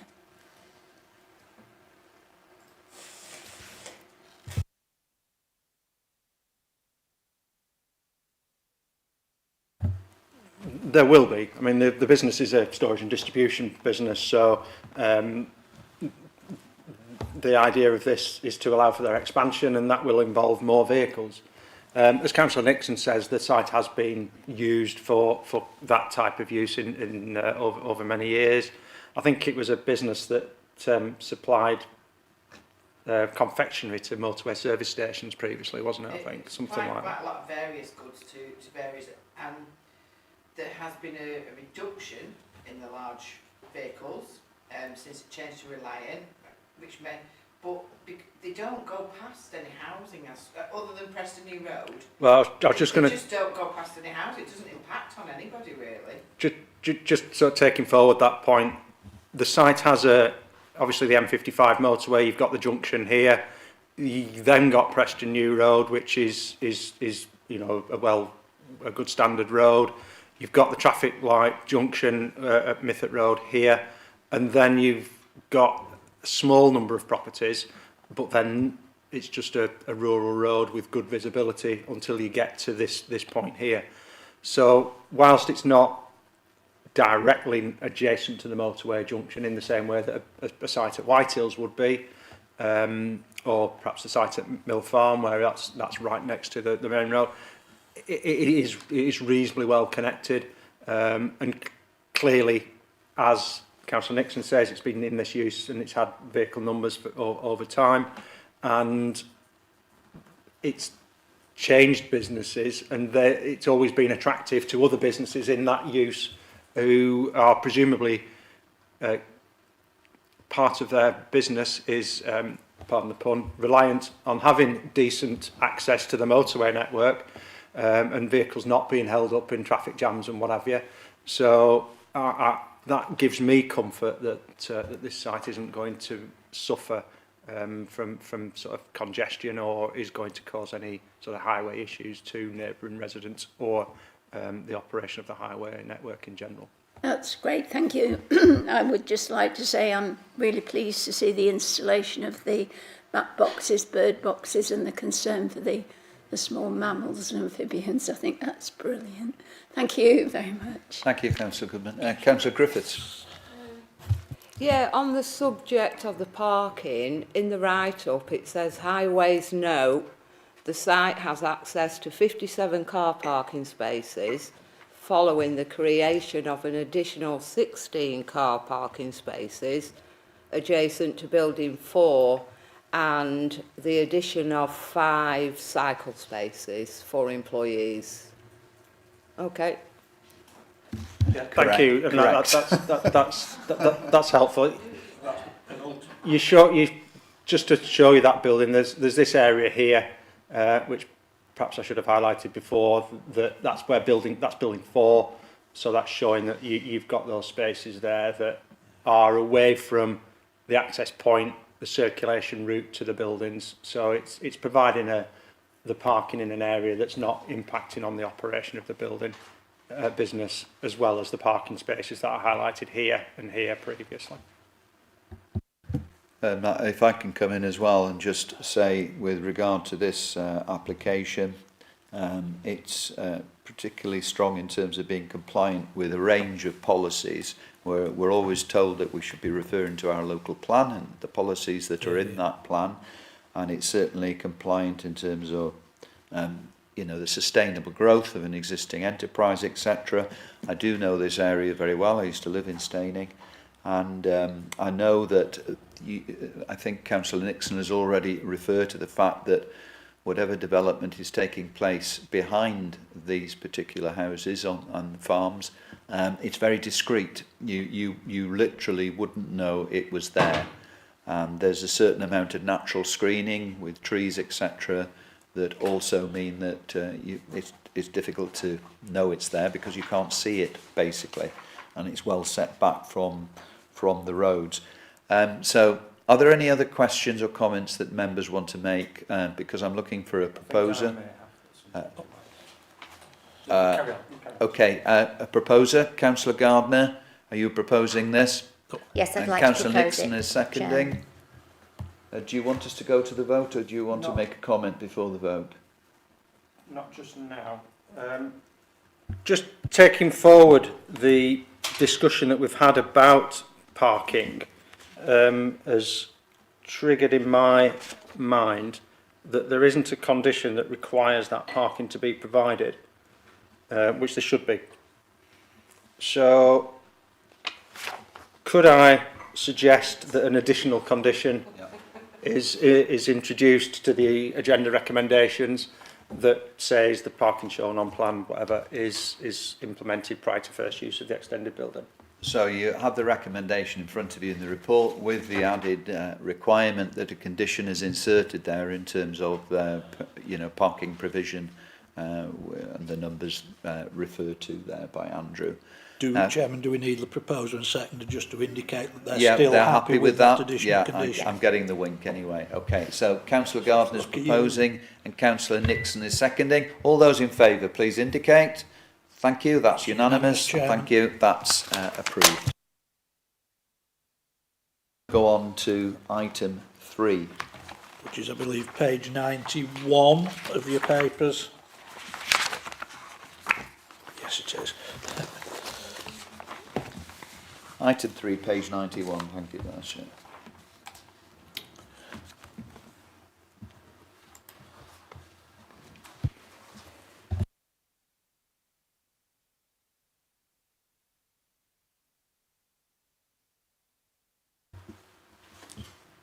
Chairman, before we go on to this item, I'll just remind members, I'm sure Andrew's about to do so anyway, that this is effectively a variation on a previous application which was submitted and approved.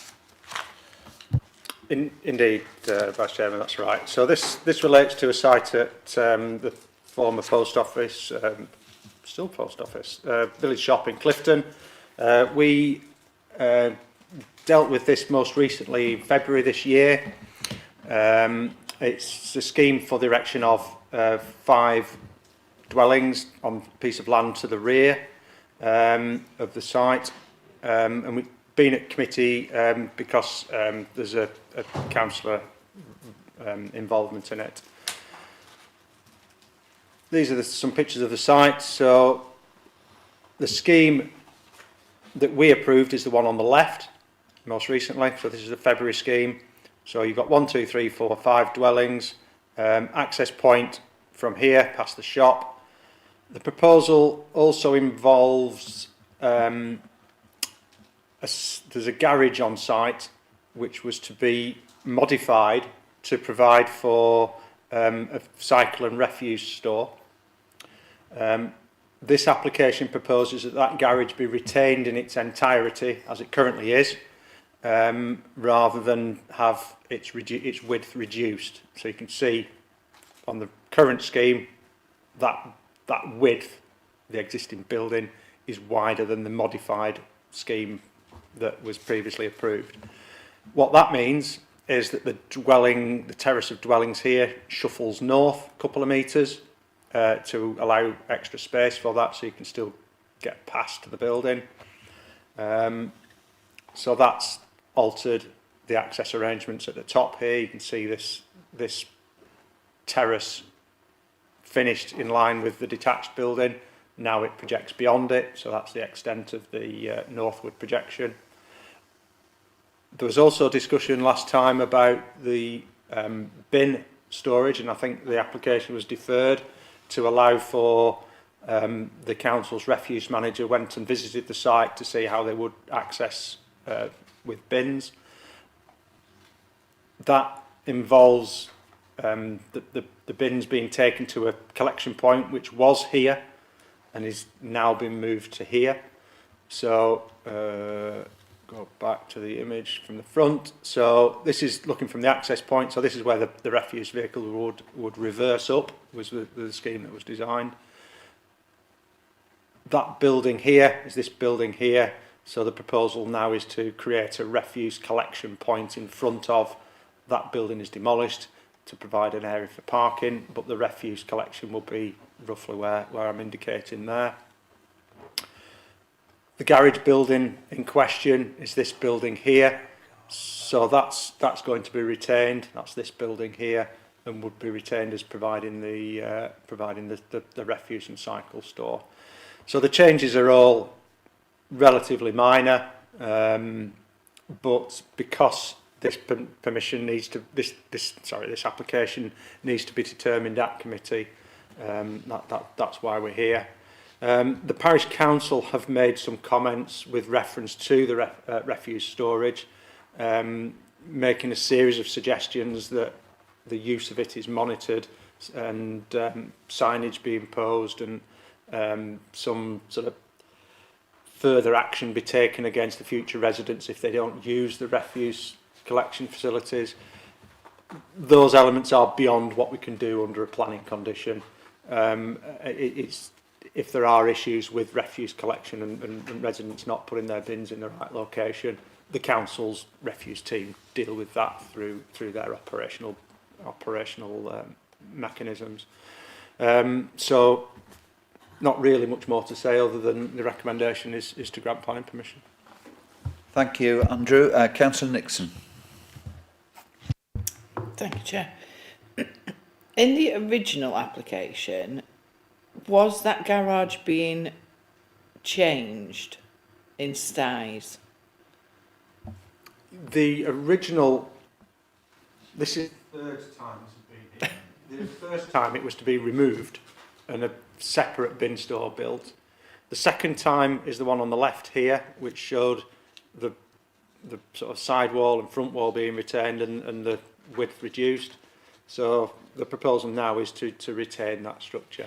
So if that was the case, that's going to the access road. If the width's been retained, the access road is going to be smaller. If it was going to be made smaller, no? No, it's the length of it is not changed. So this is obviously this top left picture is taken from Clifton, Preston Hall Road in Clifton.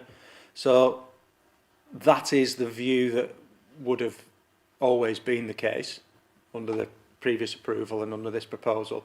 It's the width of the garage is narrower in that dimension rather than changing in that dimension. Okay, right, yeah. So the width of it runs along the back of the shop. It runs along the back of the shops, exactly. That's right. You're just not knowing the area. It's hard to. Yeah. So sometimes you see it off a plan. Yeah. So that white gable of the building there. So does that reduce the turning circle then? No, because the turning, this courtyard turning area has always been off to the right-hand side, looking up that picture. So it comes into, the photographs don't show it very well, but this is, if you see where this van is here, that picture is taken with me stood at the back of that van, looking that way.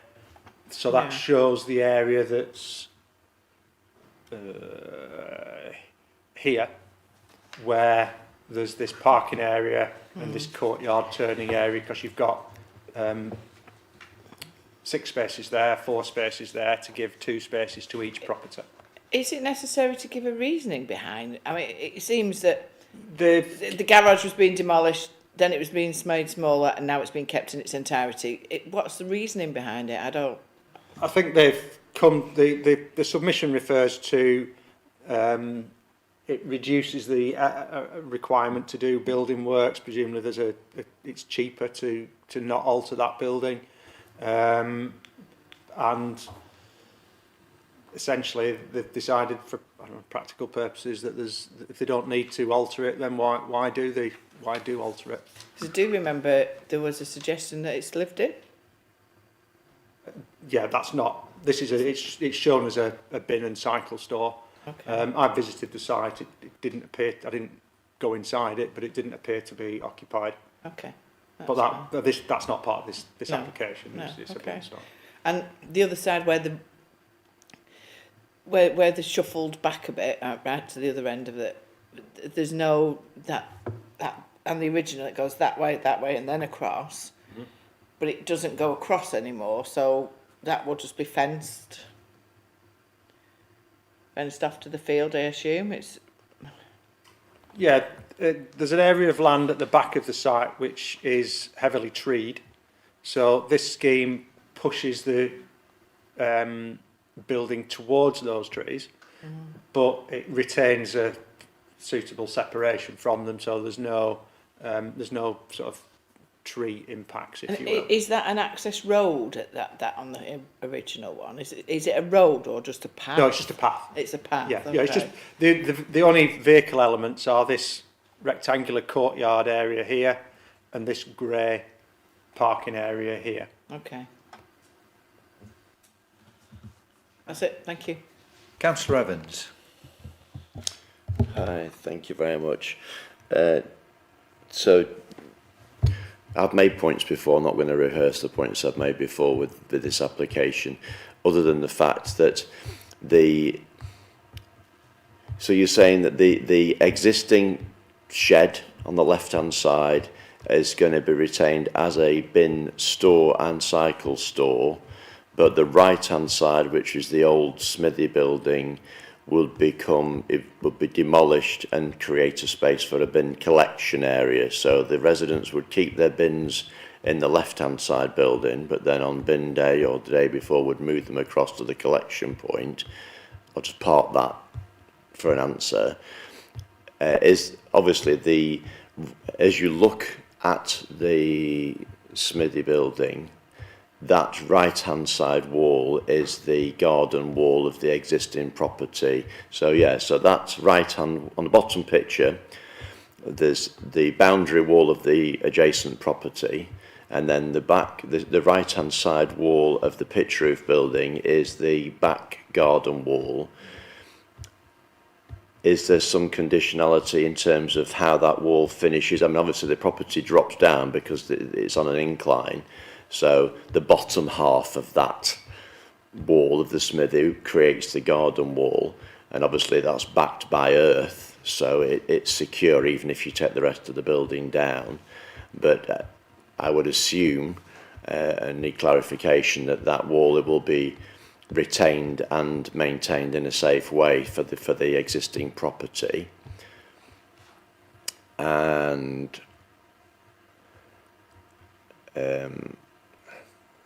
I mean, in terms of consistency, I personally would still abstain, because that's what I've done on a previous basis. But obviously it's in my area, so I'm a bit more aware of it. But I would like that clarification in terms of if that building on the left-hand side, the shed, is being retained, is it being retained as a bin and cycle store, or is it being retained in its entirety for another purpose? You put the question. We'll see what the answer is.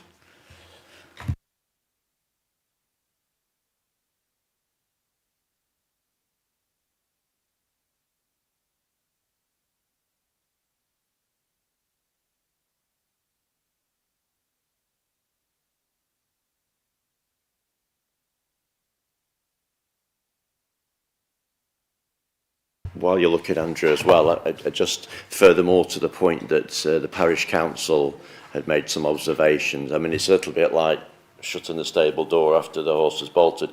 My original point was that I didn't see, with it being a busy street, it doesn't look it there, but it's a busy street, whether the bin lorry would actually just stop in the street and the guy would run up the side rather than it doing a reversing manoeuvre to get up the side of the building.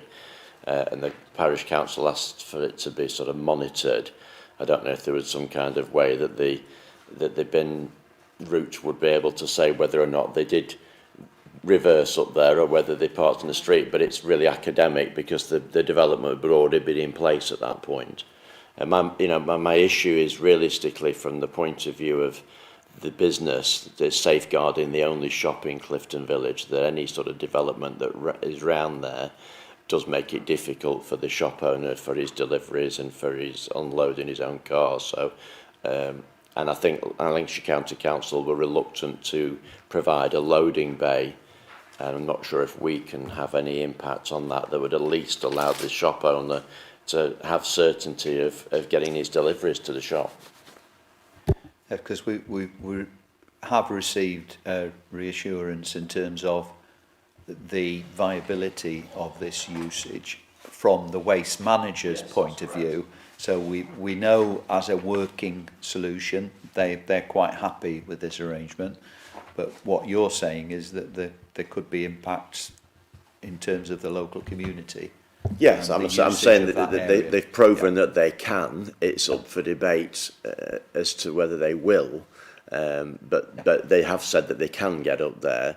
But I just think, I don't know if we can put a little bit of pressure or re-ask LCC if they would consider putting a loading bay outside to at least allow the shop owner to have somewhere to unload his vehicle. Okay, we'll go over to Andrew. Yeah, I suppose in terms of that point, and this is not necessarily my answer as a planning officer, for LCC to put a loading bay outside of a commercial property, obviously it's not been mentioned in terms of the highway comments here. My experience of visiting that area is that area is used for customers who pull up, jump in the shop on the way home or the way to work, get a pint of milk, whatever, paper. So if there was a loading bay there, that might deter that. So whether that's something that that perhaps needs a bit more thought. In terms of the questions that you've asked, the chairman's right. We did the reason for the deferment. It was here in January, is deferred until February, was to allow for further consideration of the refuse arrangements, and the refuse manager visited. She was of the view that that's how they would do it. I think she went with one of the guys who supervises how they deal with new developments and how they take the bin crew around those. That was the answer that we were given from the the people who they went on the site. They looked at it and decided that would be that they would reverse up there, and that's how it would work. I can only go off their advice and repeat that what was given last time. Going back to your starting point, Councillor Evans, this building, the Smithy building, as you rightly say, it forms the back boundary to this property on the frontage, and the other gable forms the side wall to Dixon Court Mews, which is the properties that you can see the roof of here. So the plans show, going the right way, the plans show that back wall is retained, and that back wall is retained. and that it seems to indicate that this front wall with the gates on it is also retained. But it doesn't seem to show, and I don't believe we have an elevation that shows how high it's retained at. So whilst they're taking the roof off and this gable to allow access for vehicles, you know, is it going to be 2 foot above ground level at that level, or is it going to be 2 metres above ground level at that level? So I think you raise a fair point, and I perhaps put it to committee that an additional condition might be appropriate to get details of those works, so that we do get that height retained. Because I think it's important that that wall needs to be retained at something like its existing eaves height to be able to provide privacy for the properties at the back. Otherwise, there's obviously views here, but from that courtyard view, there's views directly into the rear elevation of that property. So I think it would be prudent to have a condition on that requires those details. I've not been the case officer on this application, so I don't know it perhaps as intimately as I should, but from my understanding of it, I don't believe there is a detail of that. So I think we should have that prior to work commencing, so we can control that. And I think that's a sensible way to go, because you know the use. Like I totally agree with the point that the wall to the right hand side of the property is sort of at shoulder height, if you like. But if the purpose of the other side of that is to store bins, then you're going to have the existing property with potentially, I don't know, whatever, 8 properties. It's 6. How many? 5. So if they all have 2 bins each, it's 10 refuse bins plus potentially food waste bins when that comes online. So I would agree with that approach, Andrew. Thank you. Councillor Goodman. Councillor Evans, thank you, has stolen every single one of my questions because I was particularly interested in the old forge. I remember asking, was there any historical evidence there that would keep it as a building of interest? Andrew, could you just tell me, has that actually been demolished yet? No. No. No. I took these pictures a month ago.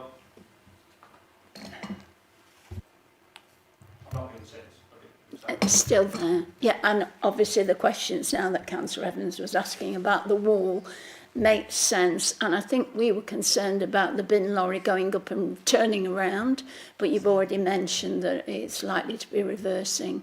But yeah, I take the point that those issues have been brought and will be recognised. Thank you very much. Are there any other comments that anybody? Councillor Ledger.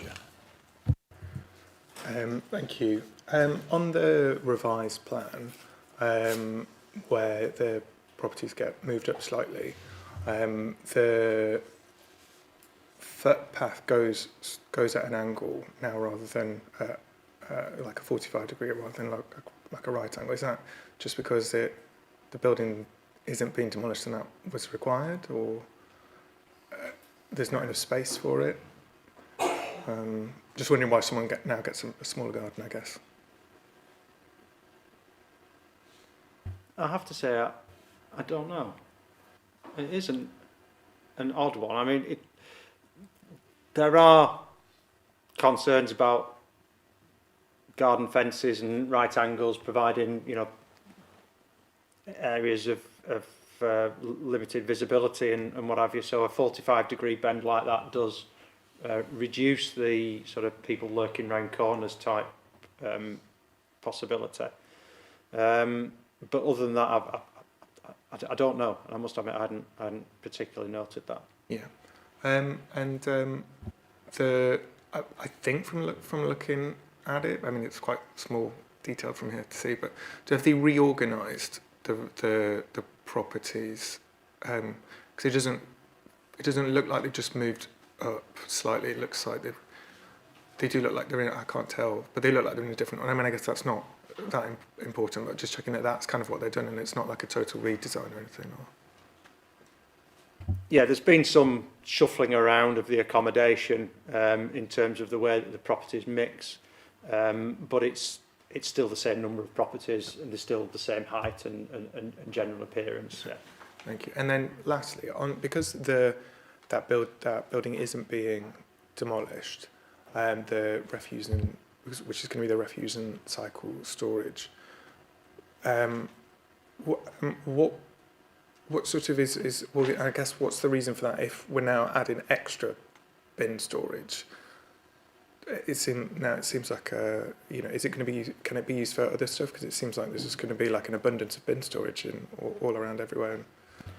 Yeah, again, it's a question I can't really answer. There is a condition that requires it to be used for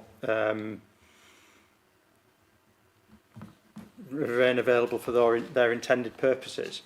Obviously, it refers to it being used for cycle storage. These properties are not the biggest, so it may well be that there's some sort of communal, garden furniture store and that kind of thing that's operated within it. But yeah, I certainly agree with you that it as bin storage it seems excessive. As cycle storage, you'd obviously get the sort of Tour de France peloton in that building, so it would be excessive for that. But I think the buildings aren't big dwellings; they don't have big gardens, so it may well be something that is used for general domestic storage as well between the future occupiers. All right, thanks, Andrew. Thank you. Do we have any other questions or comments? Maybe we could have a picture of the inside of that building, so we could work out in terms of if it comes back, as it's sounded like it's doing. If it's going to come back, then we perhaps get a bit more of an indication, or even a picture of the other side of the building, so where the houses end and the shed starts, and see what. Because it's hard to get the dimensions of that building from the photographs that we have at the moment.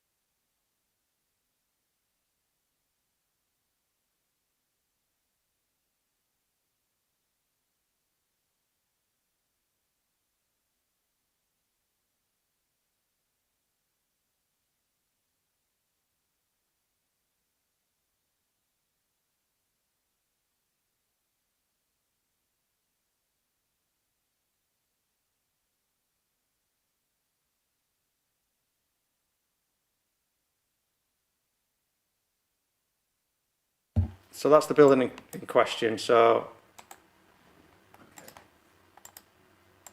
that's saying that's 5 metres wide by 12 metres long.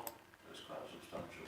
So it's double length, not quite double width garage, isn't it? That. So yeah, that's what it is.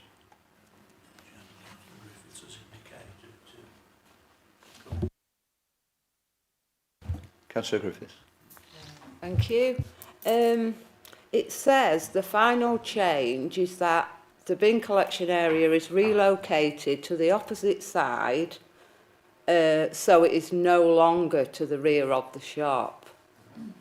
This is a more logical position that would allow for ready access by the refuge handlers, and the use of this area to store bins will not cause an obstruction to the rear of the shop or the alley. Maybe that's why they've decided to change it. Yeah, Councillor, that's this element here. So I think that it was probably something that when this was dealt with last time, the plan that was approved didn't actually catch up with the discussion that had been had.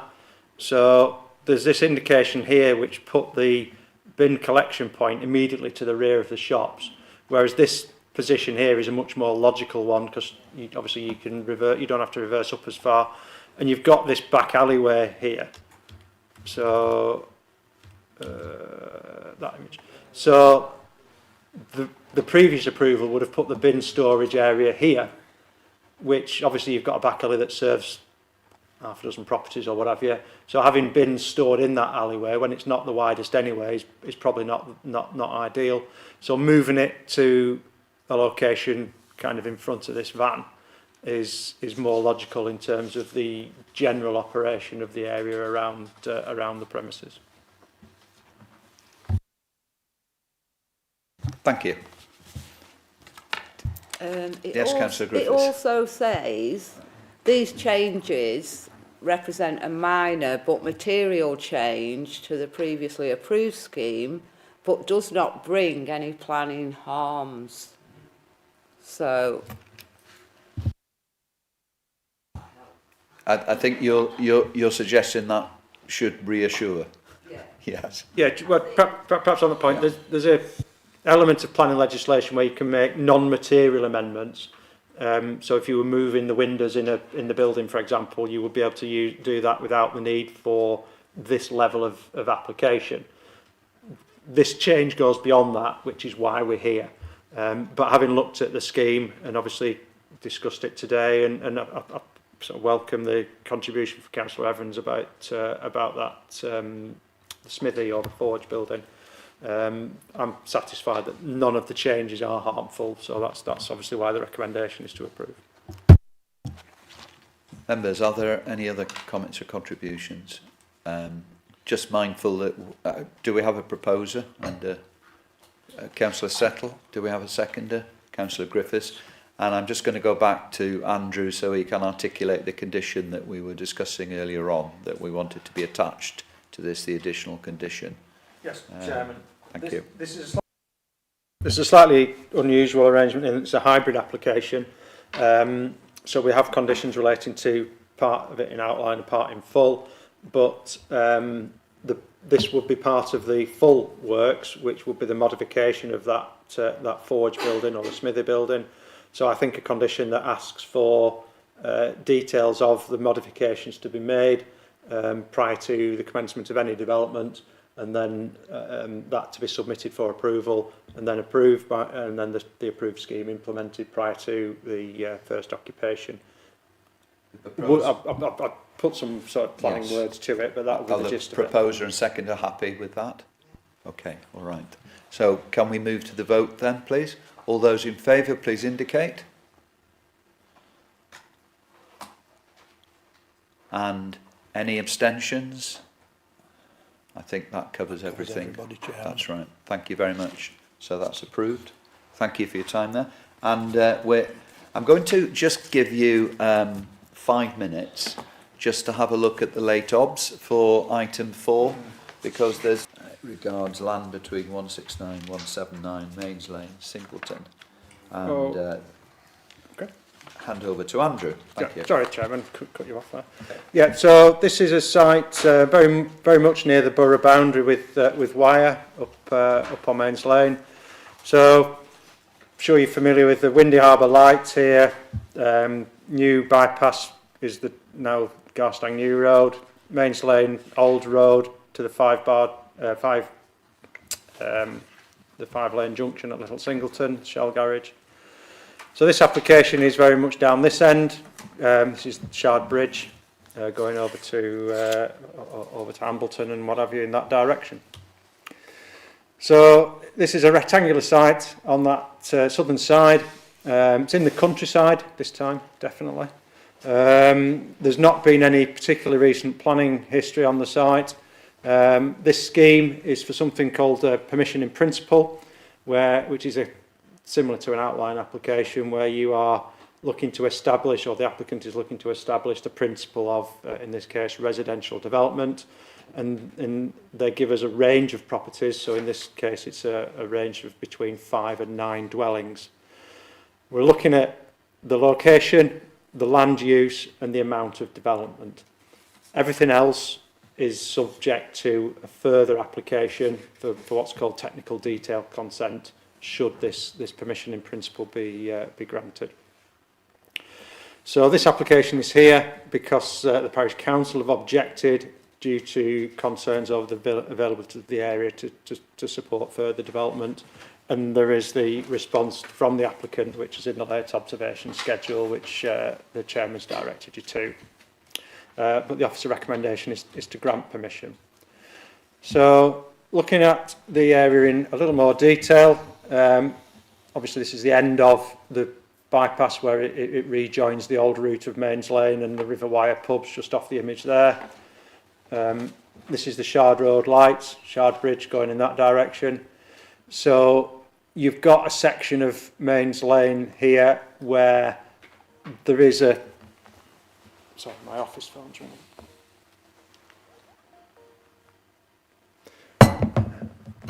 You've got a section of Mains Lane here where there's relatively continuous development on both sides of the road. It's quite clear there. This is the site, looking at it from a sort of a different view, so you can see that it's between a row of developed properties on that side. Obviously the bypass under construction in the background. Couple of aerial street view images. So it's on a relatively straight part of Mains Lane. There are some trees on the site frontage, it's totally across the frontage, but that's not, they're not protected, and the tree officers looked at them and they're not of a standard that would be suitable for a tree preservation order. So the principle of development is where we start, as the name says. So we're looking at the land use, the location and the amount. And when we do that, we need to look at that against the background of planning policy. So, as I said earlier, this site is located in the countryside, in the local plan, and that is where policy GD4 applies, and that is restrictive of new development.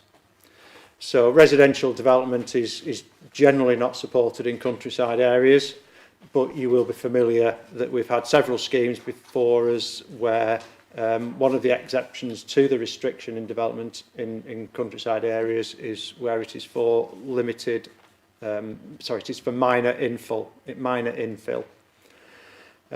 So we've looked at this in the officer report to see whether this site would constitute minor infill, and we don't think it does. Fylde Council has consistently interpreted minor infill as the limited infilling of an otherwise continuous built-up frontage, and this site, it's not a limited gap due to the size of it. So the form of development between 5 and 9 dwellings is not minor in scale, and because of that number of dwellings, there's going to be some backland development, so it's not building on the frontage. So if I go back to the aerial image, we've granted planning permission for 2 dwellings here. That was minor infill, scale, size of the gap. We've granted planning permission here as well, I believe. That was minor infill. So what we're looking at here is not minor infill. So that means it's in conflict with the local plan. So in normal circumstances, we would be recommending that this application be refused. However, when we deal with planning applications, we need to look at the local plan and we need to look at other material considerations. And the council's housing land supply is one of those material considerations. Now, that's published every year, and the most recent published position for Fylde is that there is a 5.09 year supply. That was published December 24, based on the position at April 24. There's a time lag between the date and the time it takes to prepare the 5-year supply position. This is a subject that was discussed at a recent planning appeal in Ray Green, the Brooklands appeal, which we've discussed at previous meetings. in that case, the planning inspector looked at information provided by the appellant, which said that a number of sites that the council had relied on in its April 24 figure has been delivered within the first 12 months. So delivered between April 24 and it was actually June 25 when they had the hearing. So the inspector looked at those sites, and we had to concede that sites that we had expected to come forward in that 12-month hadn't. And the number of sites that there were that fell into that sort of category was such that the marginal 5.09 year supply would inevitably drop to a figure below 5. And if a council isn't able to demonstrate a 5-year housing supply, then there's something called the tilted balance is engaged. So that's a phrase in the MPPF. And that means that where there is a tilted balance, the council should support schemes that deliver housing unless there are significant and demonstrable harms that arise from that development. So that was the position that the inspector found in the Brooklands appeal. And as officers, we've obviously looked at that, looked at how the position may well be in terms of housing supply in general. And whilst there isn't an updated 5-year supply position as yet, we accept that the current position is likely to be, or will be, that there is a less than 5-year supply. Therefore, this tilted balance needs to be engaged. So that doesn't mean that every housing scheme gets approved. It means that we need to look at whether there are significant and demonstrable harms from the scheme in question.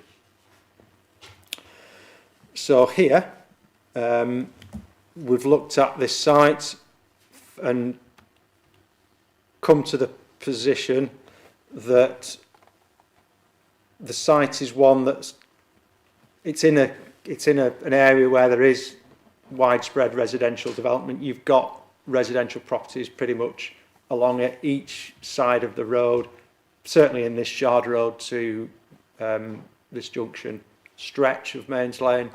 It is entirely developed. It's also a location that isn't particularly remote, so it's got reasonable accessibility to Poulton.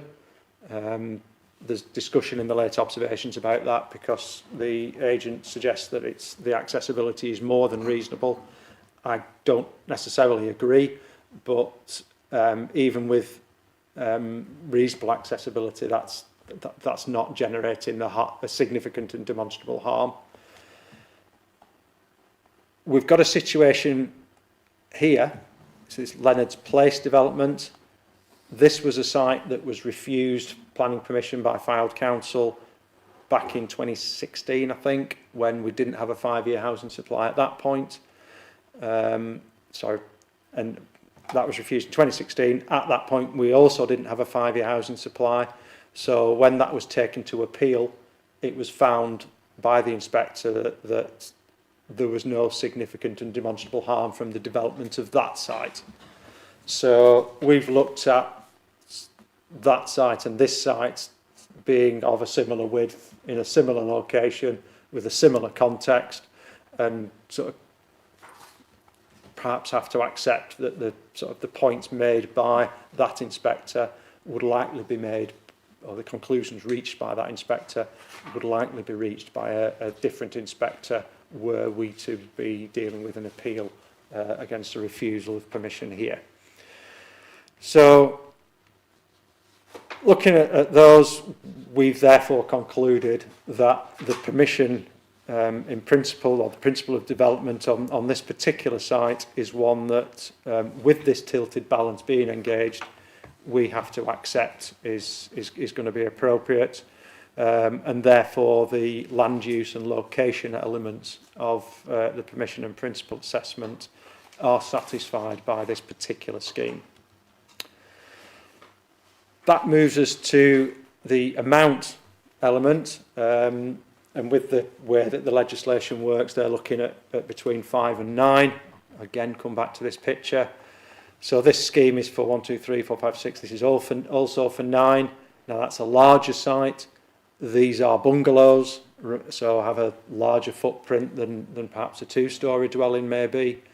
So looking at the comparison of the two, looking at the character of the area, whilst this is relatively large site in density terms, perhaps the range between 5 and 9 is something that would be appropriate to make a reasonably efficient use of the site without it totally dominating the or changing the character of that part of the borough. There is also a side issue in terms of flooding. So this is something that we would need to look at, and we have looked at. The site is in flood zone 1, so that's the area of land that's at the lowest risk of flooding. But it does have a hotspot of surface water flooding in the centre of the site.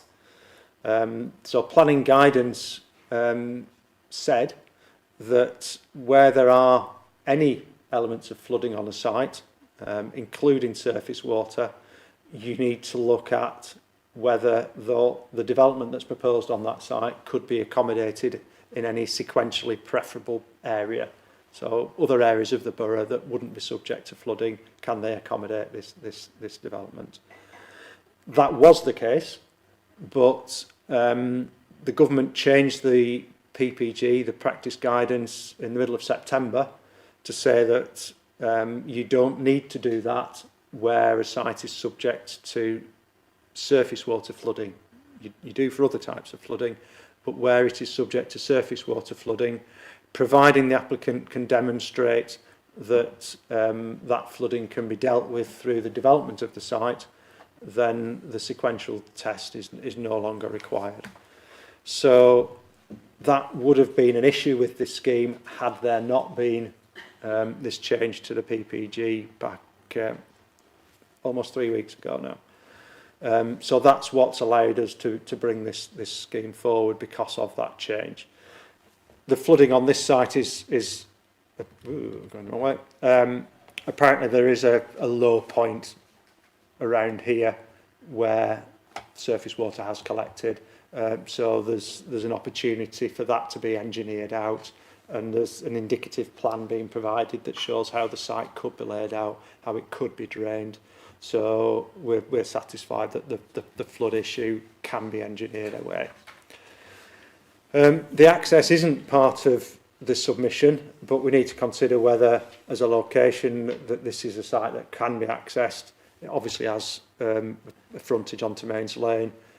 Clearly, with that road having recently been detrunked, it's of a good capacity, it's of a good standard. So from the images, it's on a straight part of that road. With the bypass, there's inevitably going to be capacity to take further development from Mains Lane without it leading to any congestion. So the access point's not an area of concern.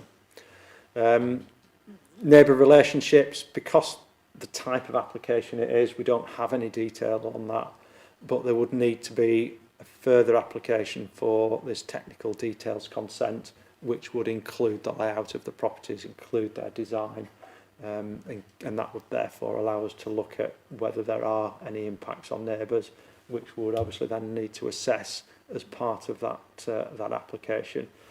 Very similar to the reserve matters stage of an outline planning permission. So looking at those issues, that's where we are, and the recommendation is to grant planning permission. Grant the permission in principle. Thank you, Andrew.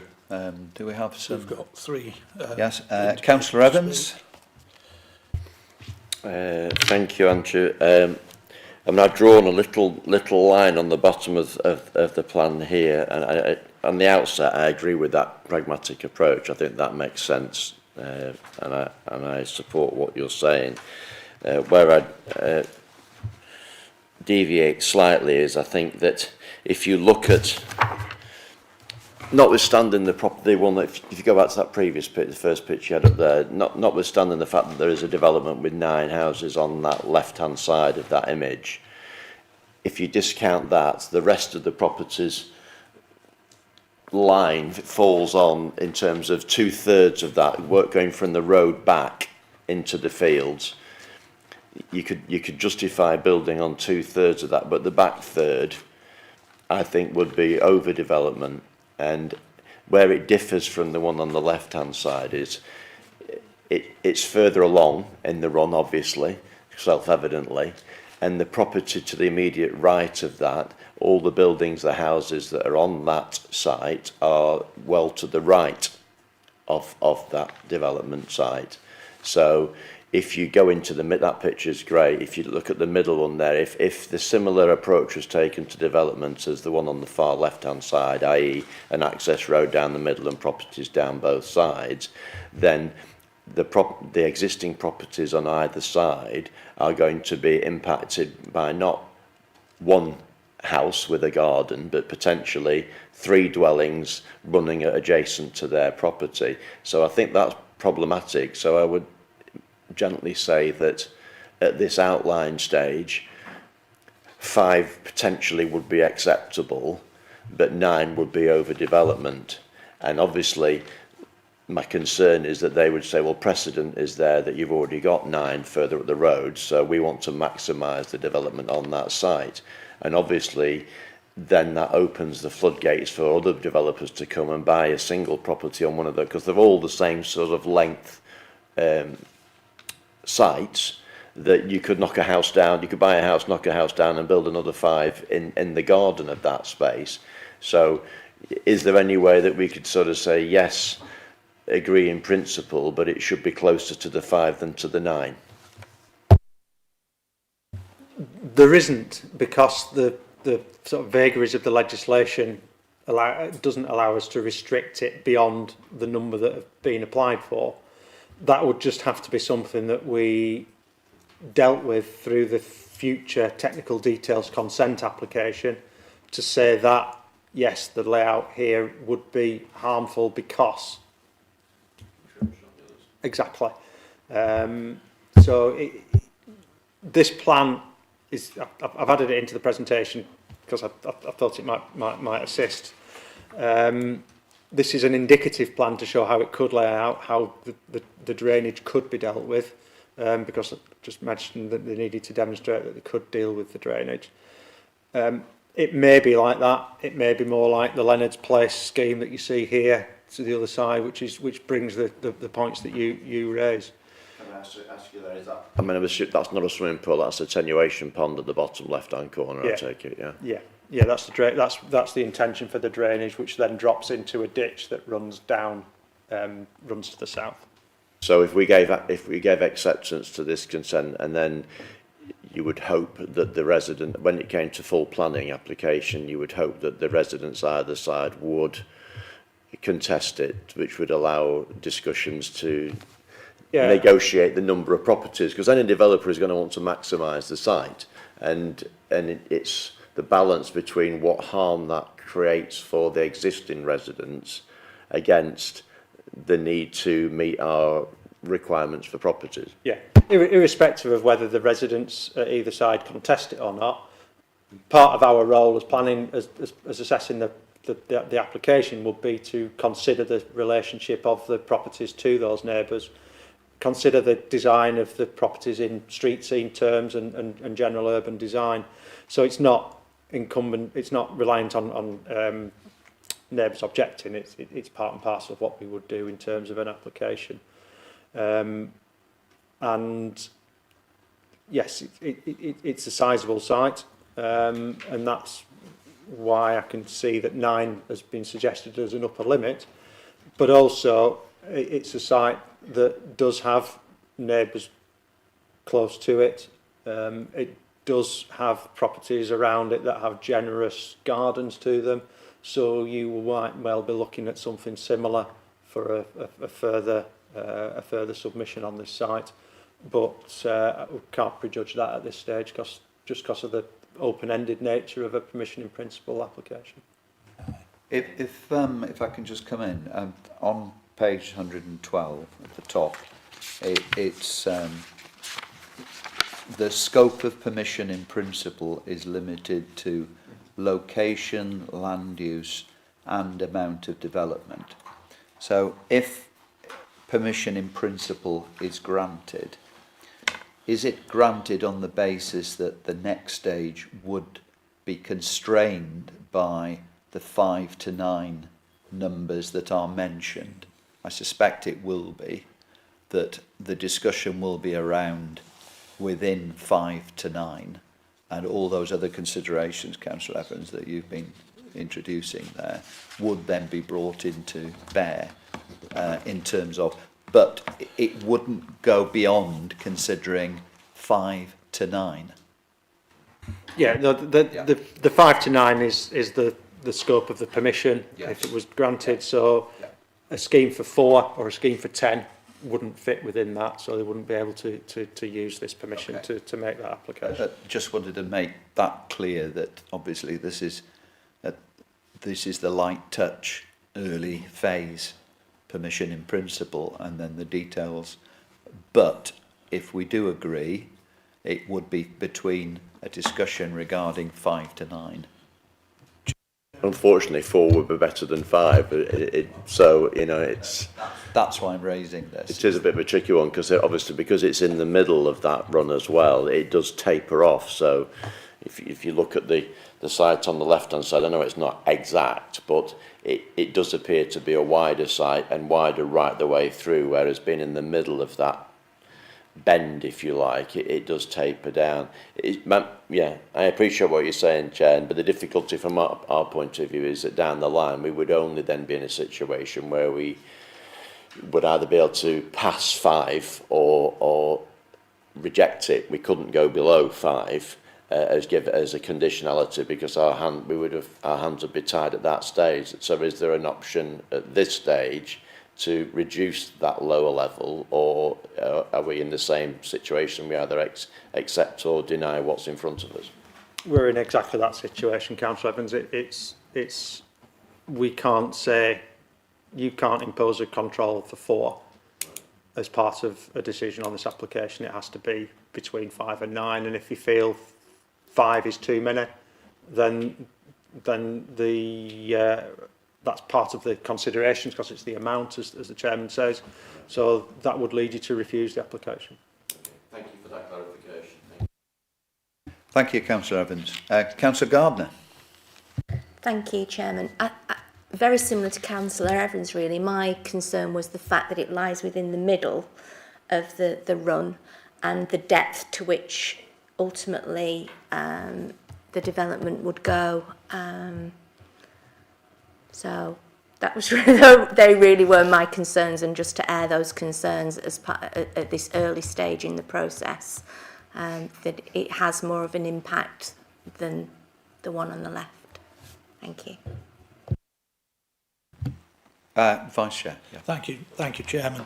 I think there's a bit of logic or illogic almost in this, that in my view it would have been better to suggest up to 9. I think Councillor Evans talked about 4. If you look at the application, land between 169 and 179 would indicate there was once an intent to build 171, 3, 5 and 7, which would be the 4 that you're talking about. So on that basis, maybe that would have made more sense. Maybe that's something that the applicant could consider. Also, I think when we're looking at dwellings, because of the type of application this is, because of the legislation that's effectively given birth to this application, we don't know what those dwellings are going to be. Are they going to be detached dwellings, semi-detached, a short terrace like the one we saw earlier? Are they going to be apartments? We don't know. So all we can do is look at the principle of development here. And that's where we go back, and this is new for us. It is. Is this, or fairly new? You know, it is permission in principle only. Yes. I'm going to bring Andrew in. Thank you, Councillor. Yeah, and I'm sort of very mindful of the points you're making, and I think it's a very fair comment in terms of the number of dwellings that are could comfortably fit on this site without it sort of being in a cul-de-sac arrangement. One of the sort of concerns that we have is that the reason that we're recommending this for approval is because of the housing delivery situation. And unless we do start granting planning permissions that are then developed for larger numbers of properties, that position is likely to persist until we have a new local plan in place. So as officers, we're having to look at things with a much more generous eye than we may have done sort of 2 months ago, 3 months ago. And that's why schemes that perhaps have larger numbers are ones that we might need to be more supportive of. And I think it's right to emphasise, isn't it, that the appeal decision regarding the Brooklands Ray Green is a material consideration here in terms of... Yeah, not that particular decision, but the findings of the inspector with regards to the 5-year supply position is something that we've looked at and have to take as a material consideration. I think Councillor Gardner indicated she was to come back maybe, and then that's just... I'm going to go to Councillor Griffiths and then I'll come back to you, Councillor Gardner. Thank you, Chair. The FRA says the area of surface water ponding will be mitigated via level design. Is that going to be raising levels then on the land they're on? Because we've had this in the new developments. You raise the land, but then the people around you are taking all the water. I'm worried about that. Yeah, I mean that is what is intended by that, but it's going back to the Reliant TV. You get areas of lands that have natural low points in them, and I believe that's the situation here, where there's just as a consequence of how the land was perhaps previously used or farmed or whatever it was, there's a natural low point within that site. It's not the whole site; it's a fraction of it. So what would happen is, with any redevelopment, you're going to reprofile the land to make the land level for the properties. The driveways are going to slope away from the properties or to the properties or whatever to achieve drainage of them. And that's why you will have this sort of positive drainage solution with any new development, where you have a pond or you have some other facility that makes sure that the water is handled in a way that it doesn't go to neighbouring properties, because that's one of the fundamental elements of surface water drainage design. Is you drain the site positively, but you drain that in a way that takes it to the watercourse or to a soakaway or to some other facility, that you don't just raise your site and tip it off onto next door's adjoining land, because that's not what a suitable flood risk assessment does. Thank you. Councillor Gardner wanted to come back. Thank you, Chairman. I was going to mention something, but I'm not sure that it belongs in this instance with regards to this, so I'm fine. Thank you. All right, thank you. Councillor Settle.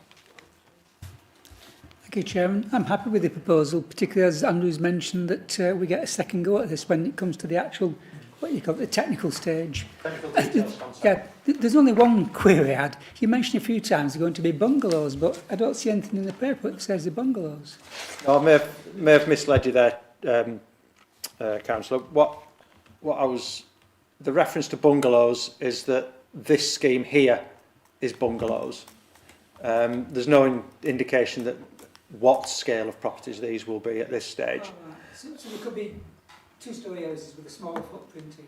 Yes, and that was the point, that because these are bungalows, they have a bigger footprint, 'cause obviously all the accommodation is on one level. So it would be possible to put two-storey accommodation on a smaller footprint, or properties with bigger gardens, because the land take from a two-storey house is obviously less than a single-storey one. Are there any other questions or comments that people want to make? And Councillor Ledger, thank you. I'm just curious we're considering this because of the 5-year housing supply. have you seen, other applications coming? Are you expecting a lot of others, or however many number of others coming in until we get that sorted?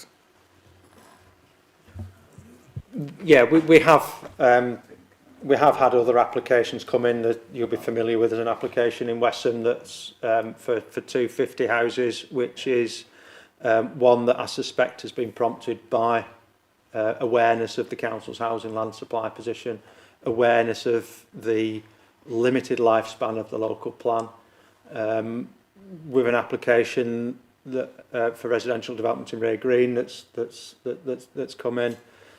So there will be those.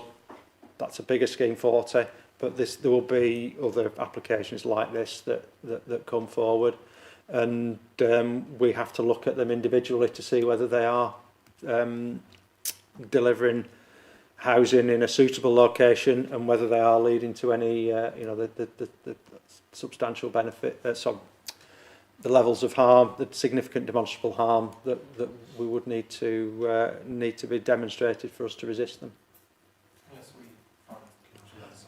Unless there is, in the absence of an up-to-date local plan, that's the situation.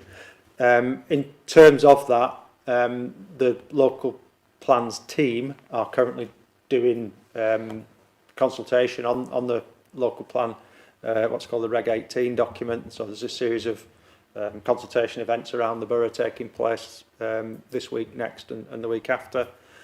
That is an important stage in that local plan.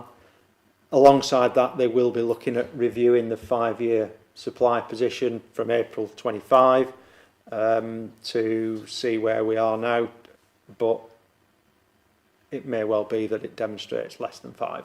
So that's why the efforts are being put into bringing forward a new local plan, because that's the best way of giving certainty as to where we can direct development to where we want it. I think it's useful to look at that paragraph as well, where it refers to, on page 114, the so-called tilted balance should be applied to decisions for new residential development, and so shifts the planning decision-making process to favour granting planning permission unless, and this is where the judgment comes, unless the adverse impacts of development would significantly and demonstrably outweigh its benefits. And I think that's the key challenge, I think, when you're in this position as a planning committee. Councillor Evans, I think, wants to come back in as well. Thank you, Chairman. Apologies for my lack of procedural knowledge here, but if you could give me a steer, taking on board what the Vice Chairman said before, do we have an opportunity to put an amendment in place that would say, well, we have difficulty passing 5 to 9, we would be look favourably on 0 to 9, which then opens up our options at a later stage, or is that not a possibility? Get advice. My instinct would be that it wouldn't, because this is permission in principle, but it does talk about also the scale of development, doesn't it? So my instinct would be to say no, but I will need that advice, I think, from officers. No, the application is to be determined on the way it's submitted. So if the committee are unhappy with the range of 5 to 9, then the decision to make is to refuse the application, or to defer a decision on it to allow for potential discussions with the applicant agent about it being amended. But I suspect that they're having reached this position, I suspect they wouldn't be willing to move to change it. So I don't know that a deferral would go anywhere. Councillor Nixon, yes, sorry, I knew you'd indicated, right. Okay, thank you. Given on what Andrew's just said, literally just then, because that was my, if we move to refuse it on the grounds of we would like it to be lessened from 1 to 9, does that allow the developer to then go on appeal in principle of 5 to 9? Yes, exactly that. If the committee were to refuse this application on the basis that the amount of development was too much for the site that's proposed, then I would expect that the applicant would appeal. There is an appeal process, so I would expect that they would use that in this case. Mm-hmm. So sort of like a little bit hands tied, aren't we, really, with this in respect of reducing the amount of from 5 to a smaller amount? Because even when we get to the point of details, you are going to have a minimum of 5. Unless there were to be a separate application. There's nothing to stop an application coming in for planning permission for 4 dwellings, for example. But that'd be an easier route than going down the applying to a I don't know the applicant's circumstances, intentions, or that's anything going to like be that. Totally down to the applicant, isn't it? I think a key, if it's a material consideration, is our lack of 5-year housing supply. Yeah. It makes us vulnerable, I think. Yeah, I sometimes feel, and please don't take this personally by anybody, I sometimes feel this lack of housing, it's like you put over a barrel and you're getting your pants pulled down. Yeah, no, I won't say it, but that's how sometimes you feel, and that's where you get left in this position, and it's unfortunate because I don't think anybody in the room is saying we don't want it to be a developed area. It's just the consideration of how many houses. But there again, if a developer puts 9 houses on, squashes them all in, they look awful, he's got to sell them. People are going to go, you know what, I don't even want to buy one of them. It's like a Lego box in a small plot of land. So, yeah, it's a difficult one. Okay, thank you. But at the next stage, I'm right in saying, Andrew, that the committee would be able to express a preference for within that 5 to 9. If they felt that 9 was excessive and 5 was more acceptable, that would be something they could actually express a view on. Yeah, assuming that this permission in principle is granted, and then assuming an application is made, as part of our assessment as officers, we would look at whether 5, 6, 7, 8 or 9 that were proposed were appropriate, and then would come up with a recommendation. It would normally be something that's dealt with under delegated powers, but obviously the current scheme of delegation would allow it to come to committee in some circumstances. So, you know, we could have that debate, but the answer would be the same one, in that if they did make an application for 8, for example, and the committee felt 8 was too many, it would be either refuse that application or approve it.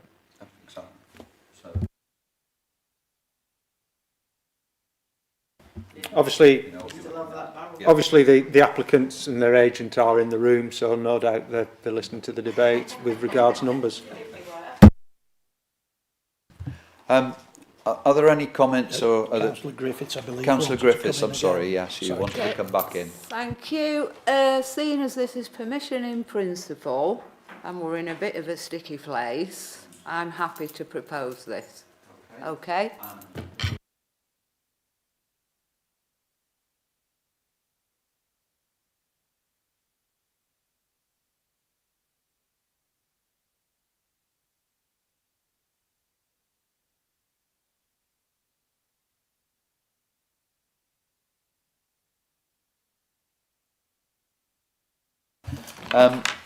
So that's approved. Could I just point out that there is one appeal decision in terms of 21 North Houses Lane at the back there, which was dismissed. I don't know if any further comment is required there. Yeah, very briefly, 21 North Houses Lane is, if you're familiar with North Houses Lane, up from the garage towards the Moss, near the new link road, the M55 link road. It's the very end property. It's a 2-storey flat roof property, and there was a proposal to put a 3rd floor on it and do some, make it into a series of apartments. The design was one that we had a lot of issues with. The intensive development raised a lot of issues. And the applicant's agent wasn't up for any negotiation, so we refused it, and we were successful at the appeal. So it's quite a pleasing decision because it shows that whilst that was increasing the number of dwellings, it was doing so in a way that was really at odds with the local character and the local design. So it does show that some of the concerns that you've had here about the relationship of these schemes are relevant even where, you know, the 5-year supply situation is as it is. Design is still looked on as an important factor. So yeah, we were very pleased with that decision. Okay. Officers for their contributions and presentations. It always helps when you get really comprehensive presentations. I think we've had that this morning. And thank you for your deliberations, members.